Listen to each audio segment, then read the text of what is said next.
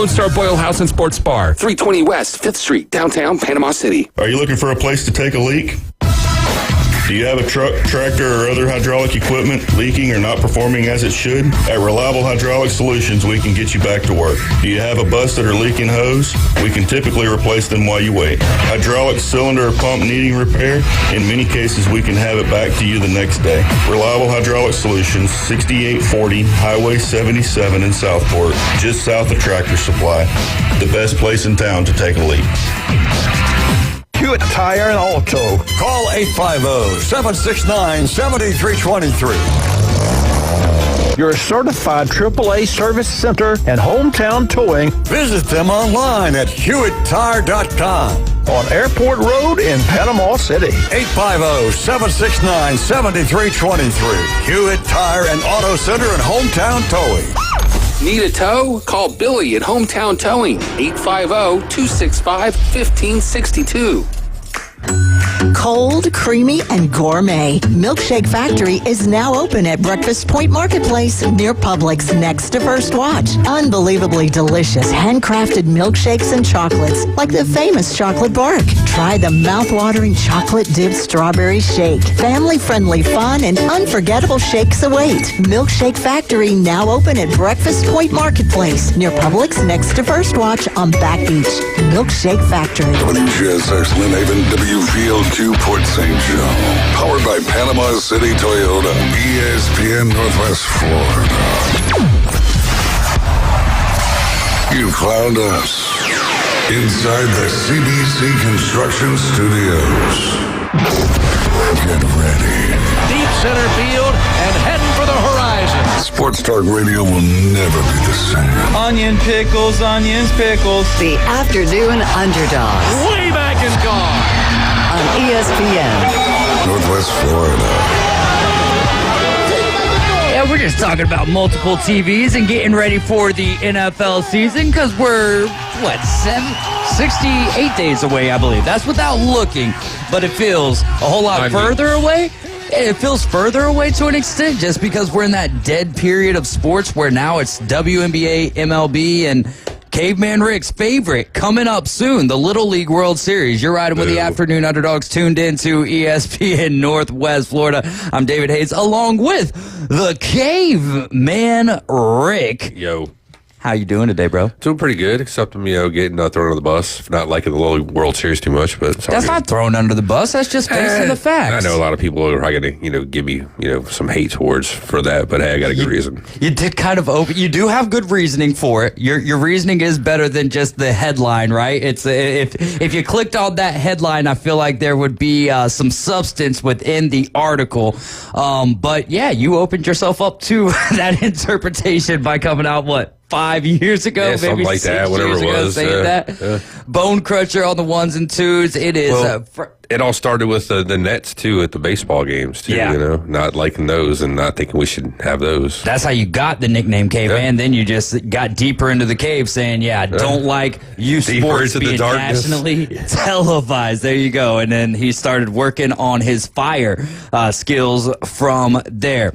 Let's see, 850-215-6290 is the number to call or text on this beautiful Friday afternoon here in Panama City Beach. We're live, loud, and local from the CBC Construction Studios. You can call them at 850-747-3815 or visit their website, cbcconstruction.com, for all of your construction needs. We're streaming live on Facebook, YouTube, and Twitch today. Like and share that Facebook feed. Also, subscribe to our YouTube channel, and we've got the app. Go download the app and register at your Google Play or your Apple Store. Type in 104.3 ESPN Northwest Florida. Our text-in question of the day, and Randy gave me permission to give away a ESPN Northwest Florida t-shirt for this.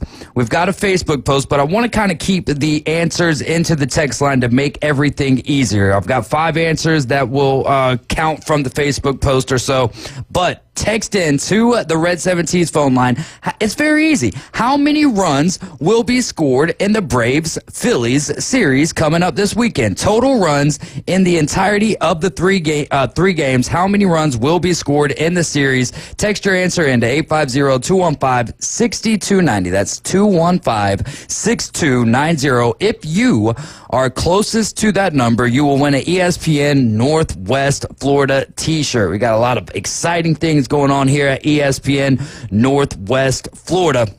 And we are excited about these Atlanta Braves possibly turning the corner. So who are we going to call to find out about that? Not the Ghostbusters, but Sam Peebles will be joining us at 4:20 this afternoon for the latest from the Braves Dugout podcast. And then also I've got 4 different scenarios. I hit him with a little bit of homework. 4 different scenarios for Sam to come up with home run derby. So who he would like to see in reality, what the perfect home run derby with current players would be. All-time home run derby with Ronald Acuna Jr. being included at Truist Park, and then an all-Atlanta Braves home run derby, being that it is going to be there in Atlanta. Then coming up at 5 o'clock, really excited there, we're going to have Wyatt Fleming and Adam Land. Adam Land's going to be taking his talents to Mississippi State next year. Wyatt Fleming and Adam Land play for Mosley, and looking for a big senior season for both of them. They will be in the studio with us coming up at 5 o'clock. Then 5:20, we're going to take a look at Caveman Rick's division. That is the NFC East. We've got 4 questions.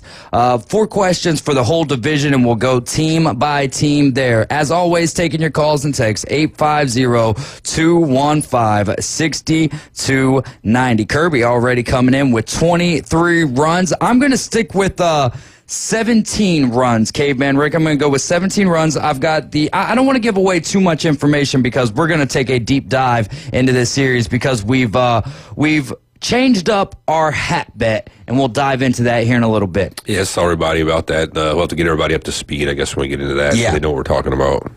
All right, so how many runs total do you think? You want to do it now? Okay. Yeah, no, we'll kind of we'll revisit throughout the show.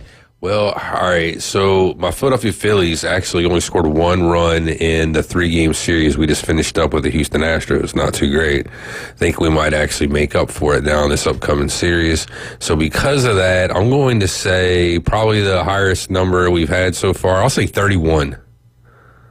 31 runs yeah. in the total in totality. Yeah. So average of like 10, a little more than 10 per game. Man, that's going to be a high scoring affair right there. Probably won't have, but hey. Well, if you add up both teams, what the Braves had, they won 7.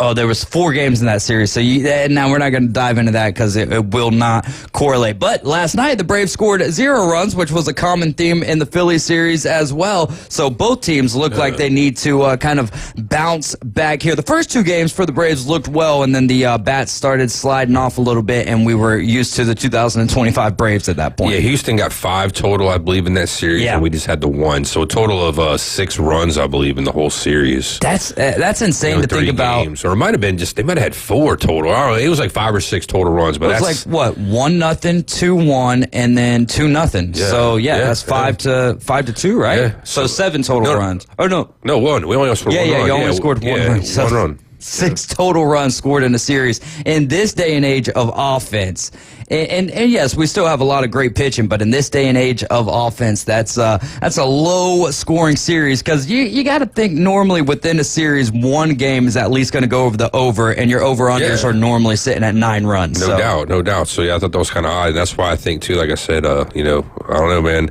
I'm hoping the Phillies are going to take it out on you guys this weekend. Hey, well, make up for the last 3 games. We've got plenty of questions for 850-215-6290. That's the Red 7T's phone line. How many runs will be scored in totality in the Braves and Phillies series? The Braves did split with the Mets. They got shut out last night 4-0. Not a whole lot to talk about, just laying another stinker as I've seen across sports website over and over and over again.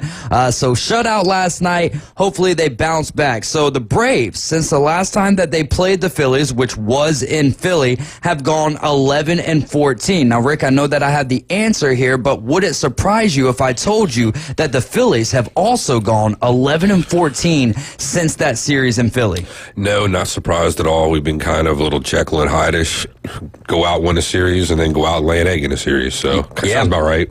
The Braves and the Phillies are tied 3-3 this year versus each other. Tonight, you're going to have Mick Abel going for the Phils. He's 2-1. The ERA is sitting at 3.47. The WHIP at 1.16, and he's only got 18 strikeouts. Now, is this a true starter for you guys, or is this a guy who kind of plays that bullpen role, but also will make starts for you, spot starts? I think he's supposed to be. They're trying to make him like a true starter. However, he hasn't had the greatest, last few outings. I think his first start this season, he did really, really well, and things were looking up. But then, I think he kind of came back down to earth. So I'm hoping this start tonight's going to be good for him. I think the kid needs it. So especially like I said, after those last 3 games, the whole team needs it. Be a bad omen, or go out there, lay an egg for him early, get lit up by you guys early first couple innings, and then you got your guys start hanging their heads maybe a little bit, looking at things not being so great. So it'd be nice for him to get out there, get a couple strikeouts early, and just kind of get I should say, I don't know, momentum? Confidence. Okay, maybe, yeah, stuff, confidence. just in case maybe, he doesn't really have it so much because he's like kind of, young kid. So, hopefully, he doesn't get in his head. The Braves tonight have Bryce Elder going, who got knocked around pretty good in his last one. He's 2-4. ERA pretty high at 4.77. WHIPs at 1.33. Like to see that get lowered a little bit. And then the 55 strikeouts on the year. Tonight, the Braves are favored. Now, this is on ESPN Bet, so I'll go into Hard Rock and we'll get the number that we actually can utilize. But according to ESPN Bet, at minus 139 tonight, and over there on Hard Rock it is going to be minus 175. The Phillies are plus 145 over here on Hard Rock, and the over-under is a little bit higher than what it is on ESPN Bet as well. It's at 9.5 rather than just a even 9. So tonight, Caveman Rick, we're going to ask this question. Actually, we'll stay away from that, but what's your first initial reaction to 9.5 being the number? Do they go over tonight, or do they go under? My answer is quite simple. I've got to get to 17. I put all the scores together, so I've got 5-3 tonight. Braves winning. That's under. Yeah, I need the over, right? I picked a lot of runs. You picked a lot of 31. Yeah, you need the over in every game. So pretty much, yeah. So I'm going to go over it tonight. Yeah. All right, there maybe you go. Tonight. Let's see. So they got the over 9.5. We'll say Phillies win 6-4. 6-4. All right, so pretty similar games that we have in vision tonight. Ronald Acuna Jr. is 11 for 34 with 2 doubles, 2 home runs, 5 RBIs over his last 10 games. Actually has cooled off quite a bit in the last 2 games, one of those being a 3-strikeout game. Last night, hitless as well. Now, the night prior, he was hitless, but did score a run and got on base twice. Last night, though, just 0 for 9. I don't think he got on base last night. Trey Turner for the Phillies, 11 for 42 with a double and 2 home runs over the past 10 games. The Phillies over their last 10 games are 5-5. They're hitting .237 as a team. The team ERA is 3.24. They've been outscored by 4 runs,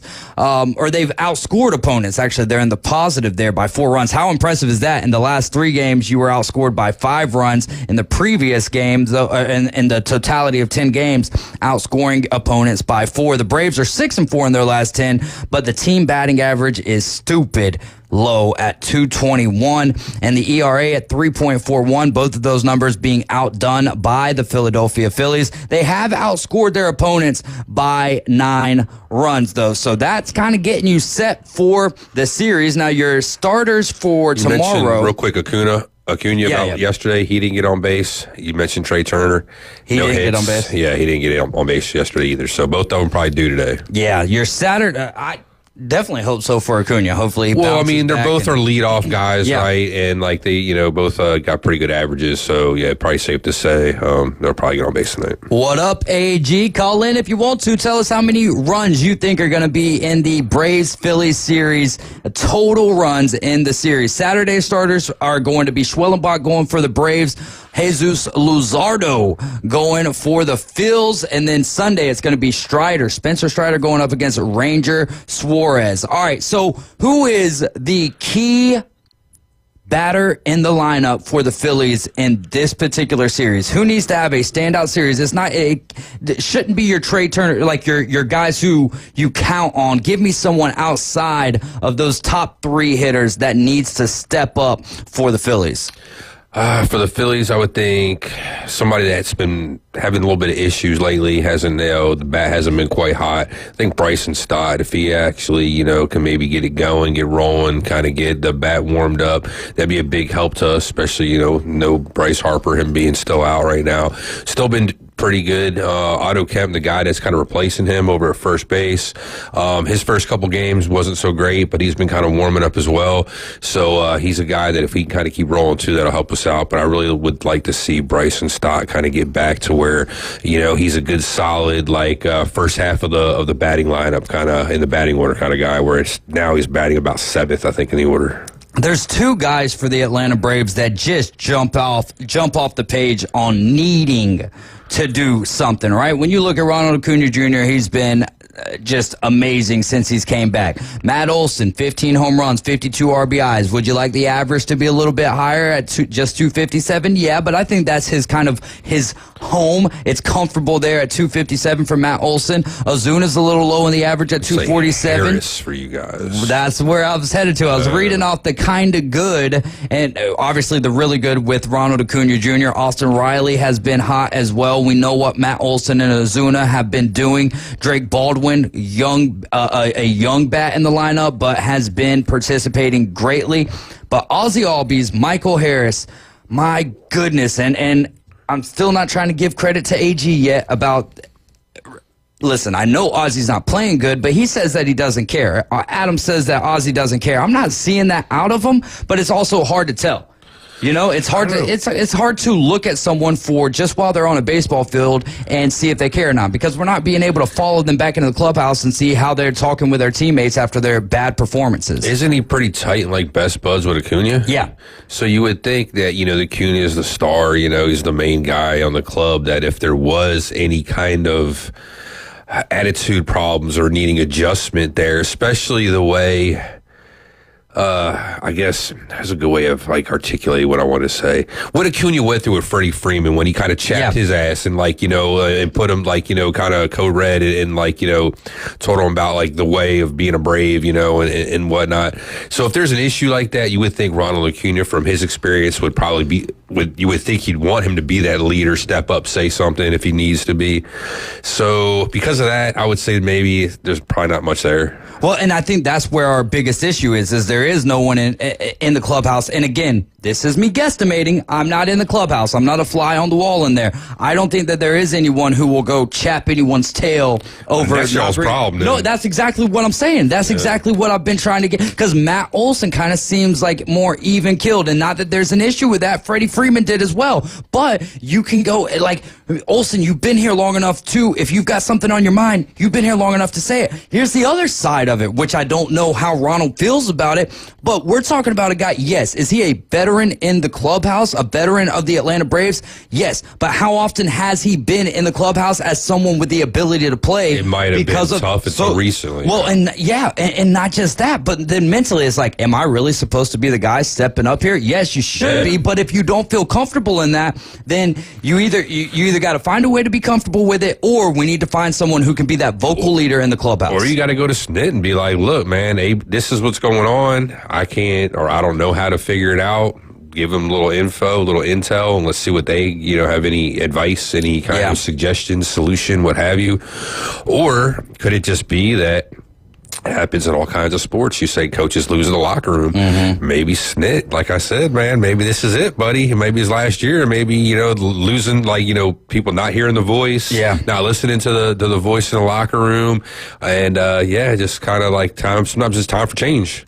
Need a new voice. Ozzie and Michael Harris are second and third in at-bats in the current lineup that we have right now, which I would say that they're still there when you take that away. Leading the squad is Austin Riley. Ozzie Albies and Michael Harris both have 6 home runs. Albies only has 28 RBIs to go along with 7 stolen bases, hitting .221. Michael Harris is hitting .215. Now he's got 11 stolen bases, 43 RBIs, and only 6 home runs to go along with that. So For this series, I'm going to say it needs to be Ozzy Albies. I think that 215 number for Michael Harris needs to jump well up, but same for Ozzy. I'm hoping for contagion, for a contagious lineup to happen, starting with Ronald Acuna Jr. Of course, that's the obvious, but I would like to see a breakout series from Ozzy Albies. Give me a probable starter that must win. Maybe not even just for the team, but for their confidence. So for their confidence. And your starters are going to be Suarez, Luzardo. Yeah, tonight, man, it's got to be Abel for going for the series. I mean, he's a young kid, hasn't had that many starts under his belt. We know what Luzardo can do. He had a couple rough starts a little while ago, but he's a Cy Young candidate, or arguably was up until maybe those couple of starts he had where he kind of fell off a little bit. But overall, the way the season's been, I mean, you can't argue with the way that kid's been playing. And then we got Suarez on Sunday. I think he's been doing just fine. I mean, hell, he had the game like last week or just, roughly a week ago where, he gave up one hit, basically. It was a home run, and that was his loss, And, I mean, without that, I mean, the guy almost basically had a no-hitter. So, he's doing great, too. I mean, that's one thing that's been doing really well for us, starting pitching, is just if Aaron Nola could ever get right and get back to, like, where he was, a handful of years ago, oh, geez, man, the lineup that we can put out pitching, man, in a series, and especially in the playoffs, man, it'd be scary. I don't want you guys to get too scary. For me, my answer is kind of going to contradict because I've got Braves winning tonight. I've got the Phillies winning tomorrow night, and then the Braves winning on Sunday. But I'm going to say the probable starter that must win should be Schwellenbach going up against Luzardo. Here's why.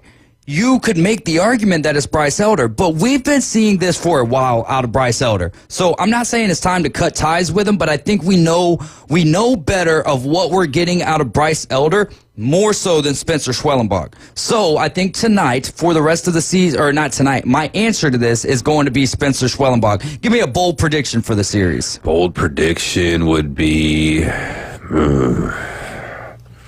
That's tough. I didn't think about something like that. Yeah. So what we'll do, I'll give you time to think about it because we've still got a whole bunch of stuff to dive into. We'll move that to 4:45-ish whenever we get done chatting Atlanta Braves baseball with Sam Peebles. Be thinking about your bold prediction. I got one real quick. Here's one real fast. I got a bold prediction. Volkers was ready to tee us something. I'm sorry. I got because of the way things were going. Okay, there will be a game this weekend that the Philadelphia Phillies, everybody in the lineup will get a hit. Okay. Get on base safely. All right. Yeah. Hey, there we go. I'll say the Braves, and this isn't my bold prediction, is the Braves will shut the Phillies out in a game. Okay. This week. All right. There we go. A nice little golf club right there. You're right with the Afternoon Underdogs. We are live and local from the CBC Construction Studios. We're going to take a quick timeout. When we get back, who is Sam Peebles' Home Run Derby participants? We'll find out when we get back in the doghouse. This is ESPN Northwest Florida. The Red 70s studio line is now open. 850-215-6290. A two-run home run. The Atlanta Braves are back. Here comes the throw. It's late. Braves win. And ESPN Northwest Florida is your exclusive radio home for Braves country. He just wrecked that thing. Straightaway center, a homer for Riley. Sales, Strider, Acuna, Ozzy, Riley, Profar, and Coach Snitker lead a stellar lineup. Listen live nights and weekends on ESPN Northwest Florida. Good afternoon. This is Joanna on ESPN Northwest Florida with your forecast on this Friday. Likely thunderstorms and some sun the rest of the day with a gentle breeze at 10 miles per hour coming out of the south-southwest, and look for it to be 85. Tonight, there will be partly cloudy skies with the temperature reaching 79. Partly sunny in the morning, but otherwise likely thunderstorms tomorrow with a high of 85. This weather is brought to you by Ellis Agency Insurance. Thank you for tuning into ESPN Northwest Florida. Rely on it. Ellis Agency Insurance has been serving Panama City and Bay County for years. They offer a full line of affordable insurance coverage of all types. Many people are attracted to Ellis Agency Insurance because of their friendly, knowledgeable staff. Call independent agent Johnny Ellis for a true comparison of your personal or business insurance. Ellis Agency Insurance at the Old Cullen Insurance location, 1134 Harrison Avenue, across from Dandy Donuts and Deli. Call 763-1627. Hi folks, it's Tracy from Tracy's Fine Jewelry. Did you know that we have a master jeweler right here in the store? That's right, she has over 20 years experience in the art of repairing jewelry. Most repairs are done within a week, so don't send your jewelry off for 6 weeks. Bring it to us at Tracy's Fine Jewelry. We size rings and solder chains. We can reset your diamond into a new setting and even custom design. You'll get your jewelry back quickly and looking as good as new. Tracy's Fine Jewelry, Bay County's trusted jeweler for over 50 years.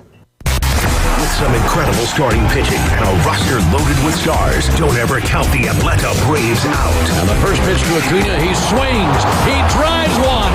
Is this real life? It's a home run by Acuna. Holy smokes! Tonight, the Braves are back in town, and Truist Park comes alive for a huge division showdown as the Braves take on the Philadelphia Phillies. Braves back home to take on the Phillies. Pregame 6 o'clock, first pitch 6:15. Your home for the Braves on the Gulf Coast, ESPN Northwest Florida. Broadcasting from the CBC Construction Studios. Don't call it a podcast. Frequency modulation is a big step forward in radio. Broadcasting live from the world's most beautiful beaches. The Afternoon Underdogs on ESPN Northwest Florida. We're back. We're in the doghouse. Hey, let me tell you guys about Scorpion TV. We've got ESPN, ESPN Plus, the NFL Network, and Red Zone, even pay-per-view events for $45.08 a month when you use the ESPN Northwest Florida promo code at checkout. Cut the cord, not the fun, to score Scorpion TV. Go to ESPNPC.com and click on the Scorpion TV logo. We're live, we're local, we're in the CBC Construction Studios. You can call them at 850-747-3815 or visit their website, cbcconstruction.com. I'm David Hayes, along with Caveman Rick and the Bone Crusher. We're the Afternoon Underdogs, and this is ESPN Northwest Florida. We're going to head on over to the Red 7Ts phone line. They are the brand that brands you. Sam Peebles on the Red 7Ts line with us. Sam, my man, how are you doing today? Doing well. How are you guys? Oh, we are doing good, amazing. Sam Peebles is the host and creator of the Braves Dugout podcast. Real quick, your latest episode was ranking the NL East first baseman. So I'm not going to ask you to rank them all. Just give me where our guy was. Where was Matt Olson on the list? It might be a bit controversial to non-Braves fans, but, if we were looking at just bat only, obviously you'd lean towards Bryce Harper or Pete Alonso, but Alonso is absolutely garbage on the base paths and defensively, whereas Matt Olson is far and away the best defensive defensive first baseman in Major League Baseball and all of Major League Baseball, and surprisingly, he braids pretty well on the base paths outside of stolen bases, and it's really, really close between him and Bryce Harper, and with Bryce Harper having a down year this year, it kind of gives a little bit of an edge to Matt Olson. I see faces over here from Caveman Rick, but you're getting nothing but smiles this way, Sam Peebles. Sam, we just got done splitting the series with the New York Mets. Give us the good and give us the bad from that series. The good for the Braves was the bullpen. They were absolute nails when needed. Yeah. We saw even guys that have been struggling, they stepped up, and Ronald Acuna and Matt Olson were awesome. But outside of that, and the rotation did pretty decent. The guys that were supposed to do well, the new guys or the rookie that they didn't do well. But the top end of the rotation did fine. Ronald Acuna, Matt Olson did great, but the rest of the offense was terrible, and the rest of the rotation was terrible. So half of the games of the rotation pitch was bad. 7/9 out of the offense was bad. But the bullpen was great. Matt Olson and Ronald Acuna were great. You're listening to ESPN Northwest Florida. Sam Peebles on the line with us, host and creator of the Braves Dugout podcast. Also, check out his content on batterypower.com. Give us the keys for the Atlanta Braves to beat the Phillies in this weekend series coming up. Well, the key is pretty obvious, and that's more than Matt Olson and Ronald Acuna need to hit the ball. You know, if the entire game base is hoping that Ronald Acuna and Matt Olson can carry you, I mean, the Phillies know that too, and they can just pitch around them. So more people got to pick up the load on offense, I think. And then another thing is that the Braves will be facing Ranger Suarez in the third game, who has absolutely had their number over the past 3 or 4 years, which is crazy because over the past 3 or 4 years, the Braves, not this year, but before this year, the Braves had been one of the best teams in all of Major League Baseball at hitting against lefties, but Ranger Suarez didn't bother him. He dominates the Braves. And so the key is if you can get to Ranger Suarez and the Spencer Schwellenbach, and the Braves offense actually can hit, that's going to be the key. Hey, I like it, man. Hopefully those keys will open up the locks to getting over 500. We've got a running contest here on the show this afternoon. How many total runs will be scored in the Braves and Phillies series? Is that just by the Braves or total runs? Total runs by both teams. So I think it might actually be higher than some people think. I think the Braves will probably score anywhere from 9 to 12 runs, and the Phillies will probably score more than that. So we're probably looking at maybe 21, 22 runs, maybe up to 24 maybe. 21's been the most popular number. Caveman Rick's got the highest. I got 31 right now. I'm going with 17. I've got 5-3 tonight. I've got Phillies winning by 2 tomorrow night, and then a 2-1 ball game on Sunday. So, you know, it'll probably be extremely high scored if I'm saying stuff like that. Dylan Lee's been kind of working on that closer role. We've also seen some success out of Raisel Iglesias. Is Dylan Lee moving forward, or is Snitker going to use him as the closer, or is that just for now? What are your thoughts on that? Trend analysis says that Dylan Lee has taken over the closer role. I don't want to get too stuck on semantics because the title doesn't really matter. Right. It's the results. But I do think that as of right now, Dylan Lee is the closer, and he's kind of proven that he's going to be the closer until Raisel Iglesias can show that he's back to being Raisel Iglesias. So right now it's Dylan Lee for sure.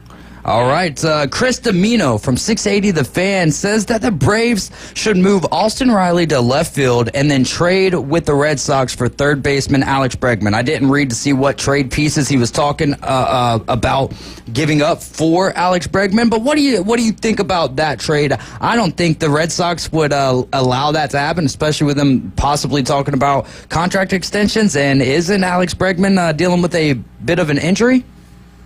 He is on the 10-day IL, but in a vacuum, I guess if you're playing a video game, it kind of makes sense in a vacuum. But the reality is that Alex Bregman, if he was to come to the Braves, would be the highest paid Brave of all time, and then as an annual value at $40 million a year. Yeah. The Braves are not going to do that. Right. It's just not going to happen. Now, if money wasn't involved, sure, I can see the reality where they move Austin Riley to left field. Alex Bregman is one of the best third basemen defensively in the league. And then Marcell Ozuna is not going to be good. That could mean that they don't have to bring back Marcell Ozuna next year because you're going to have Profar being the DH. Sure, I can see that argument, but the reality is money is a real thing, and the Braves are not going to pay him $40 million a year. And they'd have to give up a ton of prospect capital to bring down the value to where they can, stomach paying that much money. And so, I don't see it happening. You guys don't have the capital either, right? Your farm system is pretty bare, right? So that's not even an option? Yeah, I mean, it depends. It would have to be that the Red Sox offer prospects to be worth the Braves paying that much money is what I'm really trying to say. Okay, the Braves, gotcha. $40 million is a lot of money. The Braves are not going to. The Braves would just be eating that contract. That's the only way that they'd take it. And they'd be like, hey, also give us some prospects to take that money. $40 million a year, I mean, that's an insane amount of money. Is Bregman worth it? I think he is, fair market value. But the Braves can't handle that type of pay. Even being a top 10 payroll team, $40 million would hamper them from making any moves, and they gotta shed a lot of salary in the next few years because these guys are not performing. Just defer some money. Just defer it. I was about to say, what if we just show Shohei Ohtani that thing and just defer it till 2020 or 2051? The contract has already been signed. You can't defer it now. Come on, bend the rules for us a little bit, Sam. See, too bad it's not like football. Hey, we're going to restructure this deal. To try to save some money. Do that? I don't think I've ever seen that. I don't think they can. I think because it's guaranteed. I think once it's like signed on the dotted line, it's like it's signed on the dotted line. I don't think it's like Chipper Jones did it. Oh yeah, so they could put a clause in there where they can like rip it up and they can start over again. Well, basically, it'd have to be like we're extending you X amount of years, and by doing that, we're going to change the annual value. Okay. So there's ways to do it, but it's extremely rare in Major League Baseball. Yeah.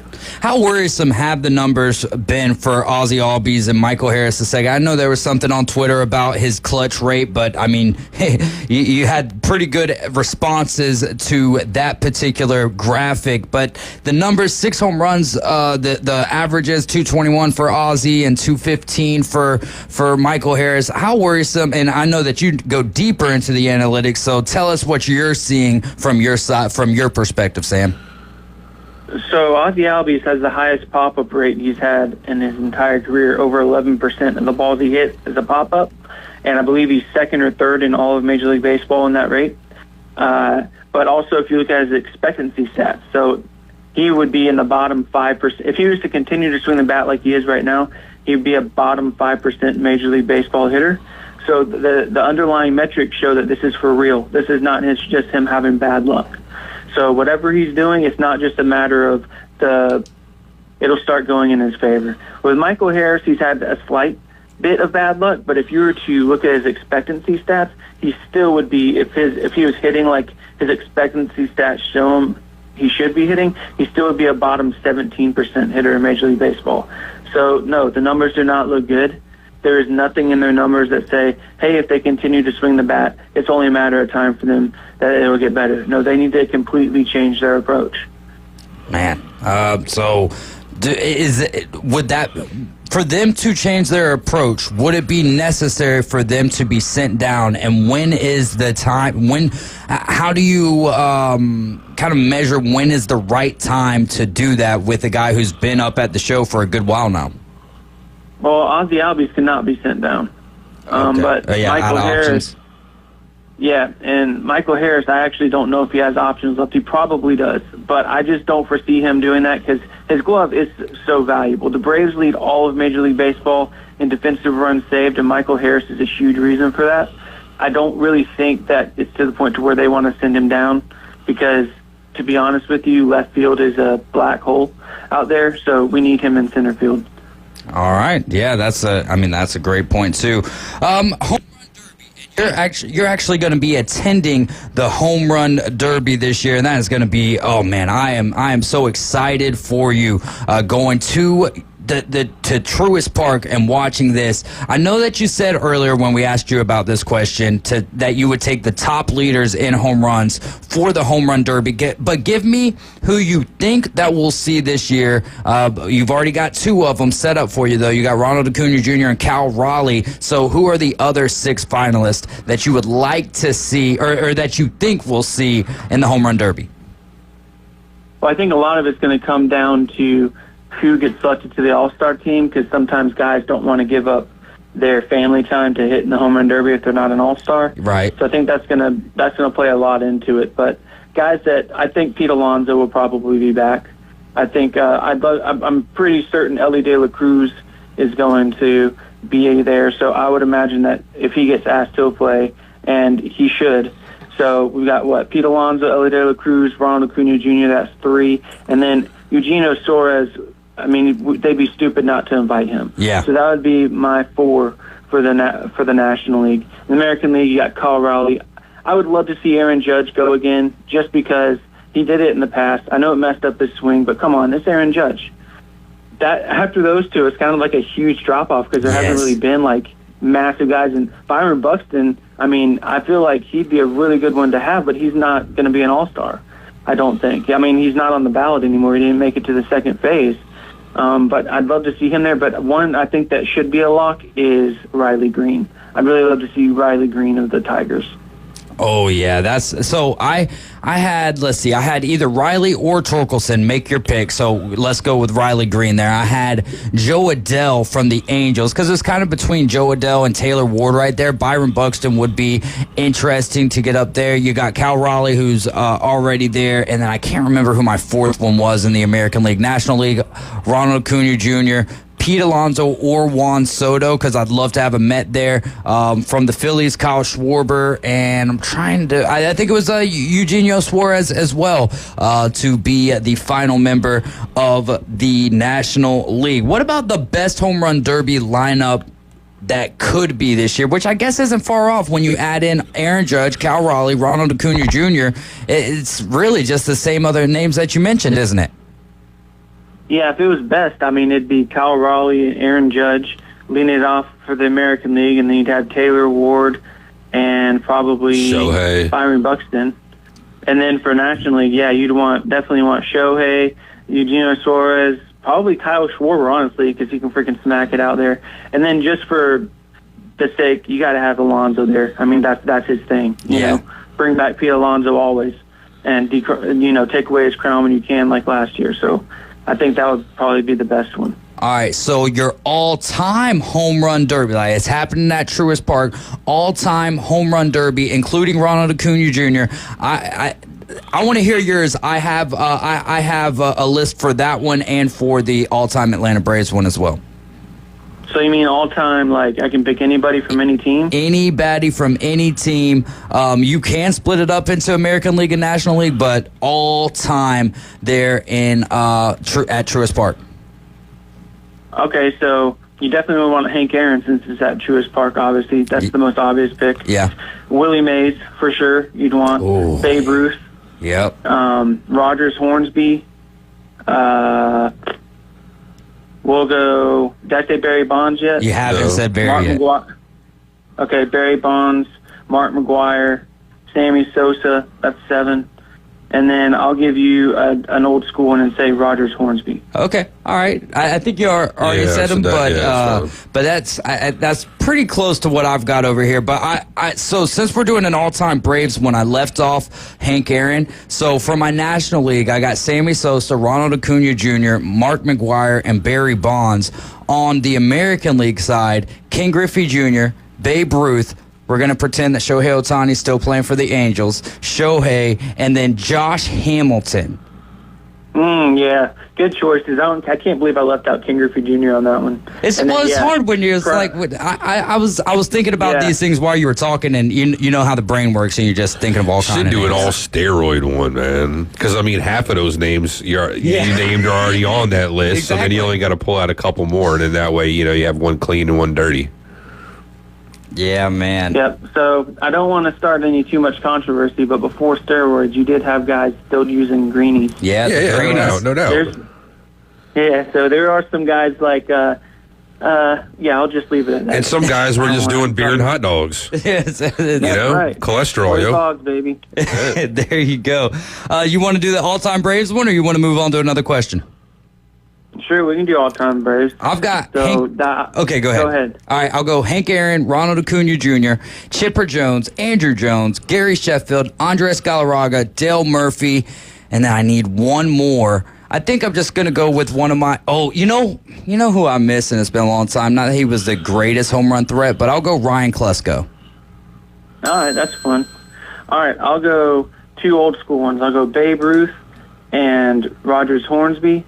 And then I'll go the newer ones, Matt Olson and Ronald Acuna.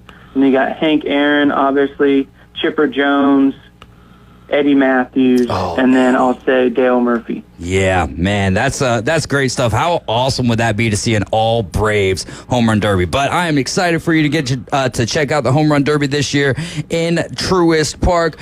Should Cal Raleigh be in discussion for the American League MVP? We asked this question, I believe, yesterday to Chris Gollin, so I want to get your take on it as well. Yeah, I mean, he absolutely should be in the conversation. Now, what Aaron Judge is doing this year is just he took what Aaron Judge does and made it even better. How are you hitting 361, over 470 OBP this late into the season? I mean, that's insane. What Aaron Judge is doing is one of the best offensive seasons we've ever seen in the history of the sport. So Aaron Judge, for me, is still the MVP, and it's not like he's any slacker out in the outfield either. He's an above-average defensive player in the outfield. But Cal Raleigh's also having arguably the best season by a catcher of all time, too. So you're looking at one of the best all-time offensive performances. Like, for example, Aaron Judge, he's doing 122% better than league average offensively. 122% better. That's unheard of. He's already got 6.1 wins above replacement. He's on pace to have the best season of all time. Cal Raleigh, though, he's already got 5.4 wins above replacement as a catcher. He's on pace to have the best, like I said, the best year as a catcher all time. So, I mean, we're just watching something insanely awesome happen. The crazy thing, though, is you got those two, and then there's a massive drop-off in the American League. Yeah. It's like those two and everybody else. Which could make the race a little bit interesting, a little bit more interesting here down the stretch. What's that? Oh, just seeing that Griffin Canning yesterday. It's a ruptured Achilles, man. Was that in the third inning of the game last night, I believe? Yeah. Yep. Tough blow there for the Mets starting pitching, which has been for not having all of their starting pitchers. Wouldn't you say, Sam, that the Mets starting pitching, their rotation has been somewhat surprising? Yes, and I'm still bitter about the Braves getting rid of Griffin Canning because the Braves could have had him because he was on their roster. Yep, and I said they should have kept him. And he could have a torn Achilles right now on your roster right now. And so, no, not torn, ruptured because he's on the 60-day IL. Get ruptured. But, I mean, what is up with the Achilles being everybody's Achilles lately? You know what I mean? It's pretty crazy. It's like these guys are getting so big and strong. That's like one of the only muscles or something in the body or something like you really can't work out or do something. So these dudes end up just cannibalizing themselves. And pitchers are throwing harder than they ever have before, and the most important part of your body when you're pitching is your legs. Yeah, kinetic chain. I mean, that could have something to do with it. Sam, before we get out of here, give us some series and players that you have your eye on this weekend. I have my eye on Austin Riley because he needs to start hitting if the Braves are going to be successful against the Phillies. Also have my eye on, for the Phillies, Ranger Suarez, because he's one of the most underrated pitchers in all of Major League Baseball, and the Braves need to be able to hit against him. If he pitches like he has been against them for the past 3 years, the Braves have no chance of winning that game. Owns the Braves. Owns.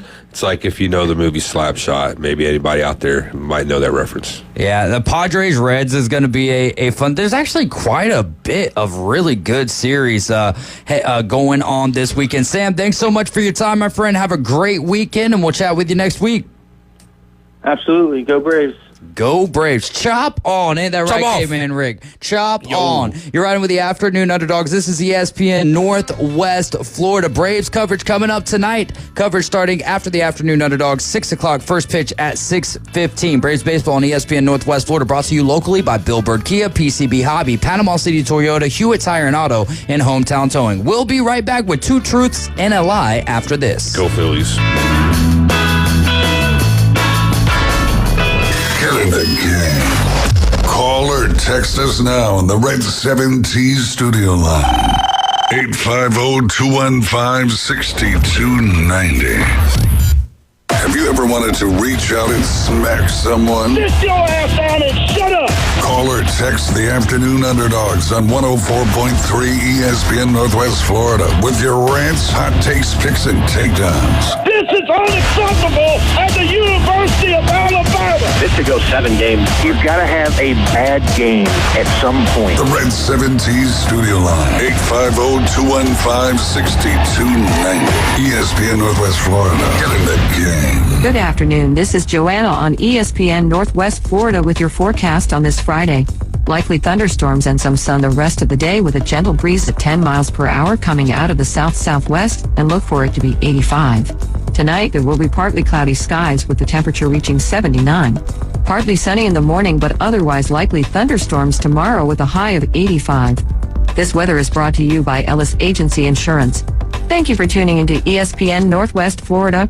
Rely on it. Tired of boring merch and want your brand to stand out like the big names? Elevate your look with Red 7 Tees. They don't just print shirts, they create bold identities. They are a veteran-owned custom apparel shop providing the kind of detail that turns heads, using high-quality digital printing and embroidery to give you that unique style you love with no minimums or cookie-cutter designs. From small business to sports teams, if you've got a vision, they'll help you wear it proudly. Visit red7tees.com. Celebrate Independence Day with savings that make a difference at the Humane Society's Thrift and Gift Store. June 28th through July 5th. Enjoy up to 60% off all furniture, 40% off all home decor, 50% off select electronics, and more. Every deal helps the rebuild of Bay County's only no-kill shelter. So when you shop, you're giving back. Shop smart and support a great cause. Only at the Humane Society's Thrift and Gift Store, where secondhand shopping saves lives. You found us inside the CBC Construction Studios. Karen bought 83 liters of Dr. Thunder, a suitcase full of Cheez-Its, and a drum of Crisco. Now she's crying about using the self-check at Walmart. Maybe we should speak to a manager or something. Just saying. ESPN Northwest Florida. You're back in the doghouse, riding with the Afternoon Underdogs. The doghouse was built by CBC Construction. You can head to their website right now, cbcconstruction.com, or give them a holler on the good old telephone at 850-747-3815. You can also call us here at 850-215-6290. That is the Red 7 Tees phone line. You can visit red7tees.com or head they are the brand that brands you. So head to red7tees.com. Two truths and a lie, trying to switch it up a little bit for our giveaways, and we'll play this instead of trivia this afternoon. Here are your two truths and a lie. You just got to spot the lie. Call in 850-215-6290. If you get it right, you're going to get $25 to not the, but that boot store, and a 12-pack of Buffalo Rock. That's brought to you by Hiller Plumbing. Our confident service technicians will provide you with a solution for any home plumbing, heating, or cooling problem. Let us show you how we can make you a happy Hiller customer by contacting your trusted licensed technician in Panama City today. Call the Happy Face Truck, 850-495-7822, or go to happyhiller.com. Ken Griffey Jr. and his dad once hit back-to-back home runs. The Braves have never won a World Series in Atlanta, and the Phillies mascot is called Philly Fanatic. 850-215-6290. It's up to you to spot the lie. Caveman Rick, we had a bet early on before the baseball season started, after the Yankees came out and announced that they were kind of going back on their facial hair policy, which you, as long as it was trimmed, you could have a beard. So we set the number at 17.5, I believe, of Yankees to have a beard or not. I don't know. I haven't found a website to be able to keep track of that. We haven't done a very good job of tracking that in a bet worthy manner, right? It's a wager, so we got to have a good number. So Rick last night says, you want to put a hat bet on the Phillies Braves series, and I'm sitting there thinking, come on, dude, you're just like, you're setting me up right here because we know what's about to happen more than likely, especially with the lack of baseball that the Phillies were playing, or the lack of good baseball that they were playing. But I did say, I was like, I optioned back to just, all right, let's remove the Yankees facial hair bet, and we'll do it for this. So we've got a hat bet on this series, and it's going to be the winner gets to pick out the hat as well. So we're talking a little bit about the series. We're gonna do.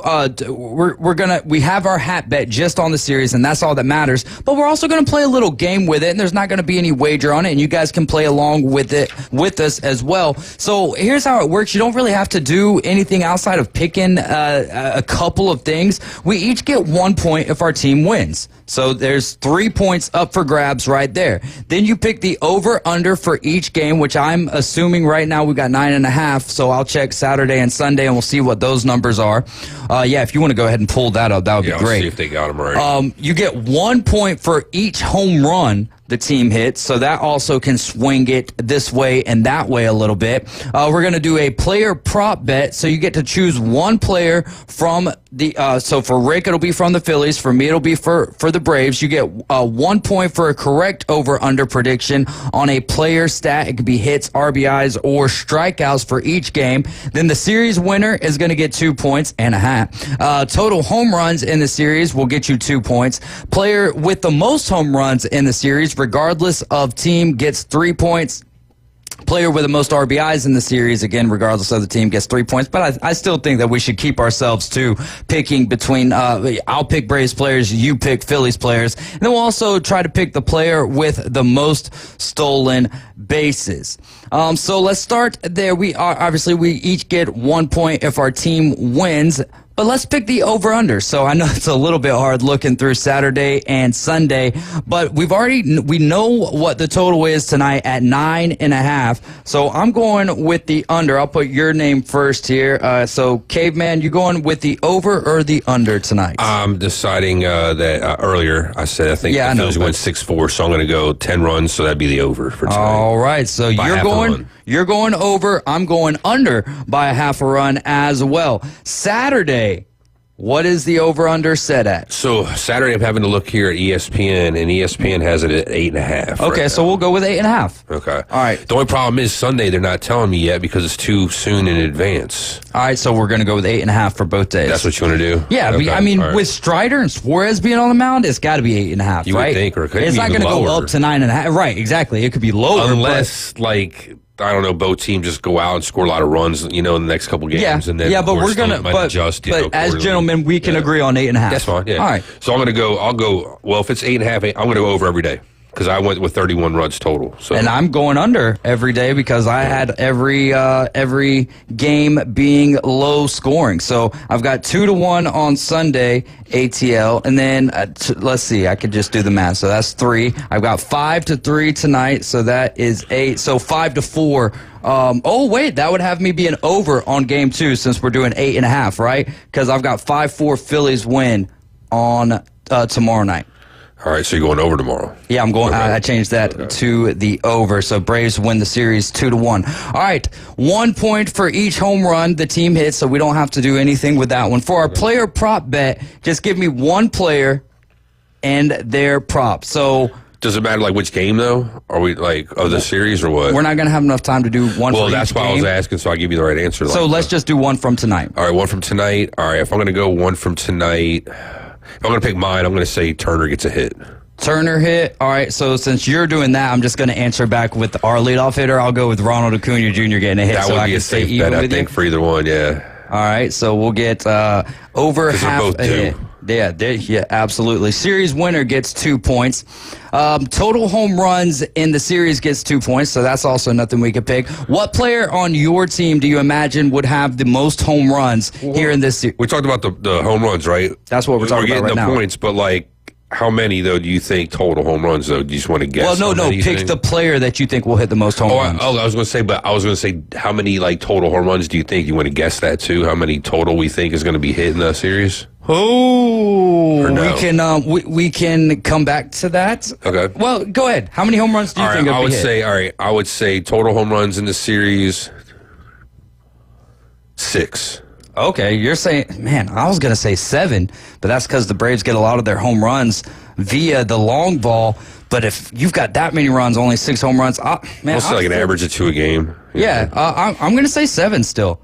I'm going to go 7. So if it's over 6.5, you win. If it's over 6.5, I win. If it's under 6.5, you win there. All right. What player on your squad hits the most home runs? Most home runs this weekend. It's at your guys' building. So I'm going to go.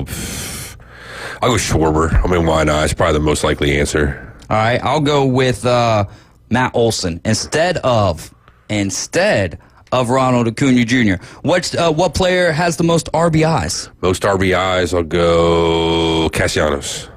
All right, I'll go Marcell Ozuna. And then we'll go with the player with the most stolen bases. I'll go Michael Harris. Most stolen You're going bases. Trey Turner. Yes. I mean, that's basically, who you got to go for the Phillies, dude. All right. Real quick. Well, I could have gone like. You had Sosa, you got. Or Rojas, somebody, Yeah, but yeah. they don't know how much they're going to play, though. So that's why I'm going Trey Turner, though. Yes. Just to give you guys another reason. It's funny, I was playing. I haven't bought MLB The Show in a while, but I still got MLB The Show 23. And so I pulled up the latest season that I was playing, and it was 2000. And I'm in the at the end of the season in 2023, and I've got the Phillies in the divisional series. But it was more updated rosters at that point. Ketel Marte, we talked about that situation where he was getting consoled by the Diamondbacks manager, Lovolo.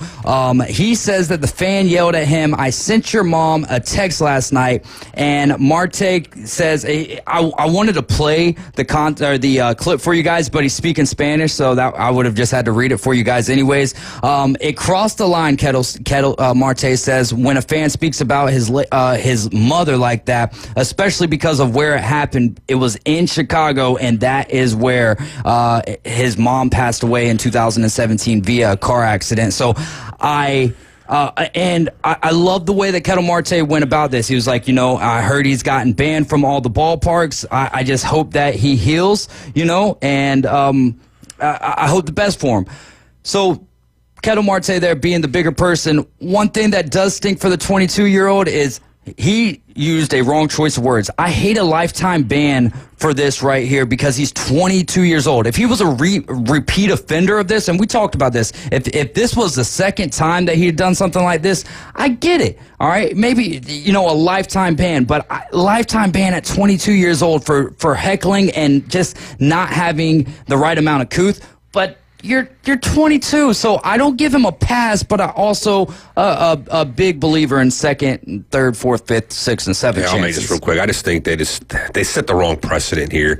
If they wanted to warn the kid and tell him, hey, we're giving, a warning, and we're also like as a league or what have you, issuing this out to everybody that, hey, like this ain't gonna be tolerated, and if you do this kind of thing, this is the kind of repercussions you're going to have, then maybe I think it's a little bit more like, okay, if you do that down the road. But like I said, this is kind of a rough precedent, I think, right off the cuff. Yeah, there you go. Hour number 2 coming up next. You're riding with the Afternoon Underdogs. Tuned into ESPN Northwest Florida. We're going to be chatting with Wyatt Fleming and Adam Land, seniors for the Mosley football team, when we return. Reach out and smack someone. Call or text now. 850-215-6290. The Red 17 studio line. ESPN Northwest Florida. Colin Cowherd. Last night was a real gut punch. It was hard to stomach. This was the 8th Achilles tear this year in the NBA, most ever, and the 3rd in the playoffs, most ever. The NBA is on notice. Shorten the playoffs. They started 2 weeks before the draft, the NFL draft. The Herd with Colin Cowherd. Weekdays, ESPN Northwest Florida. This is Joanna with ESPN Northwest Florida with your Friday's weather. Tonight there will be very little wind, partly cloudy skies, and 78. A chance of thunderstorms and some sun tomorrow morning, about the same at 84. In the afternoon and evening, likely thunderstorms and very light rain and a gentle breeze right around 10 miles per hour with a high of 85. The same at 85 Sunday, and we'll have definite thunderstorms and moderate rain. This forecast is sponsored by Mid-South Lumber, the best little lumber yard in Panama City. Thank you for listening to ESPN Northwest Florida. Rely on it. Ellis Agency Insurance has been serving Panama City and Bay County for years. They offer a full line of affordable insurance coverage of all types. Many people are attracted to Ellis Agency Insurance because of their friendly, knowledgeable staff. Call independent agent Johnny Ellis for a true comparison of your personal or business insurance. Ellis Agency Insurance at the Old Cullen Insurance location, 1134 Harrison Avenue, across from Dandy Donuts and Deli. Call 763-1627. When you bring your vehicle to Panama City Toyota for repairs or maintenance, you'll get the warmest welcome around. That's because we see service differently. It's not only an expert team that can help with everything, from simple adjustments to a new set of tires. It's also a team that values your time, so we make your experience as quick and comfortable as possible. Because we're committed to service that goes beyond. Only at Panama City Toyota. PLQ Port St. Joe, WGSX Lunan. Powered by Panama City Toyota. ESPN Northwest Florida. Some incredible starting pitching and a roster loaded with stars. Don't ever count the Atlanta Braves out. Now the first pitch to Acuna, he swings, he drives one. Is this real life? It's a home run by Acuna. Holy smokes! Tonight, the Braves are back in town, and Truist Park comes alive for a huge division showdown as the Braves take on the Philadelphia Phillies. Braves back home to take on the Phillies. Pregame 6 o'clock, first pitch 6:15. Your home for the Braves on the Gulf Coast, ESPN Northwest Florida. Now, we're live and local inside the CBC Construction Studios. The mission? Your mission, should you decide to accept it. Save the panhandle from boring cookie-cutter radio. Now back to the Afternoon Underdogs. The state will self-destruct in 5 seconds. 104.3 ESPN Northwest Florida. Welcome back. You're in the doghouse riding with the Afternoon Underdogs. I'm David Hayes along with Caveman, Rick, and the Bone Crusher. This is ESPN Northwest Florida. Atlanta Braves coverage starting tonight at 6 o'clock. First pitch at 6:15, taking on the Phillies for a 3-game set. The Braves baseball on ESPN Northwest Florida, brought to you locally by Best Way Portable Buildings, Reliable Hydraulic Solutions, Mid-South Lumber, and Brock Pest Control. We have got 2 phenomenal guests in the building with us, seniors over there from Mosley football. We've got tight end Adam Land, and we've got Wyatt Fleming. I was going to say more, and then I was like, wait, we just need to get into it. We've got Wyatt Fleming, senior linebacker, captain for the Mosley Dolphins. Excited to have these fellas in the building with us. It was a great season last year and looking to build upon that this year. And you can listen to Mosley Dolphins football right here on ESPN Northwest Florida. First game this year is August 23rd, y'all's preseason, or the kickoff classic. Is that what we're calling them these days? Yeah. So that's going to be August 16th, and y'all are going to be Fort Walton?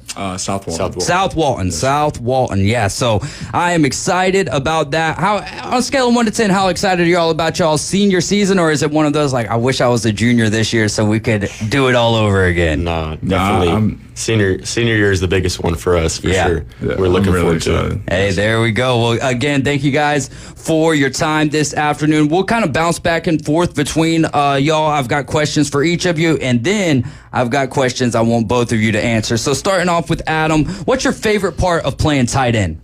Favorite part of playing tight end? I mean, it's got to be the versatility, you know. You can go out, catch passes, run touchdowns. You can also pull around the edge, block. I mean, you got it all, so. Yeah, that's a great point. So my would you rather question is, you're in a game, would you rather have a big first down catch or have a huge block to open up Sammy Chisholm there in a big rushing lane? I mean, for me personally, it'd be blocking, because I feel like I'm a more physical player. I think that's what kind of sets me apart from a lot of other tight ends, is I like to get in the box and block it up, so.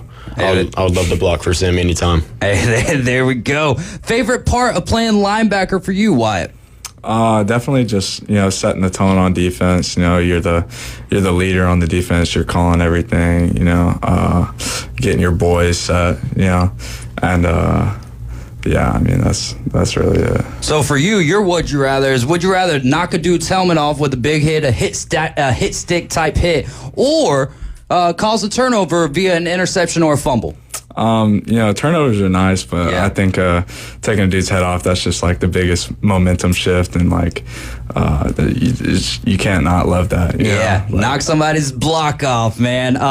If you were to pick the turnover, I was going to ask which turnover would you rather have? Do you want an interception or you want a fumble? Get down and dirty for the fumble or finesse them with the interception? Yeah, I think I want that pick. I like to get in those passing lanes, but and take it back to the house for sure. But definitely a pick. Adam, you've been catching passes from Sammy Freitas for a while now. First year and 2 full seasons now without him. How has the process been of building chemistry with new quarterbacks? I would say it's been really good. We have 7-on-7s every day for Monday through Thursday after practice. So we're constantly getting that chemistry, and we got tournaments all through the summer. I would say for me, JP has been my day one since, we played baseball together since we were 8. So, he's been there. I've known him for a while, but Caleb too. We're both out there both of them are out there where you're catching balls from both of them. So, I mean, it's been great so far.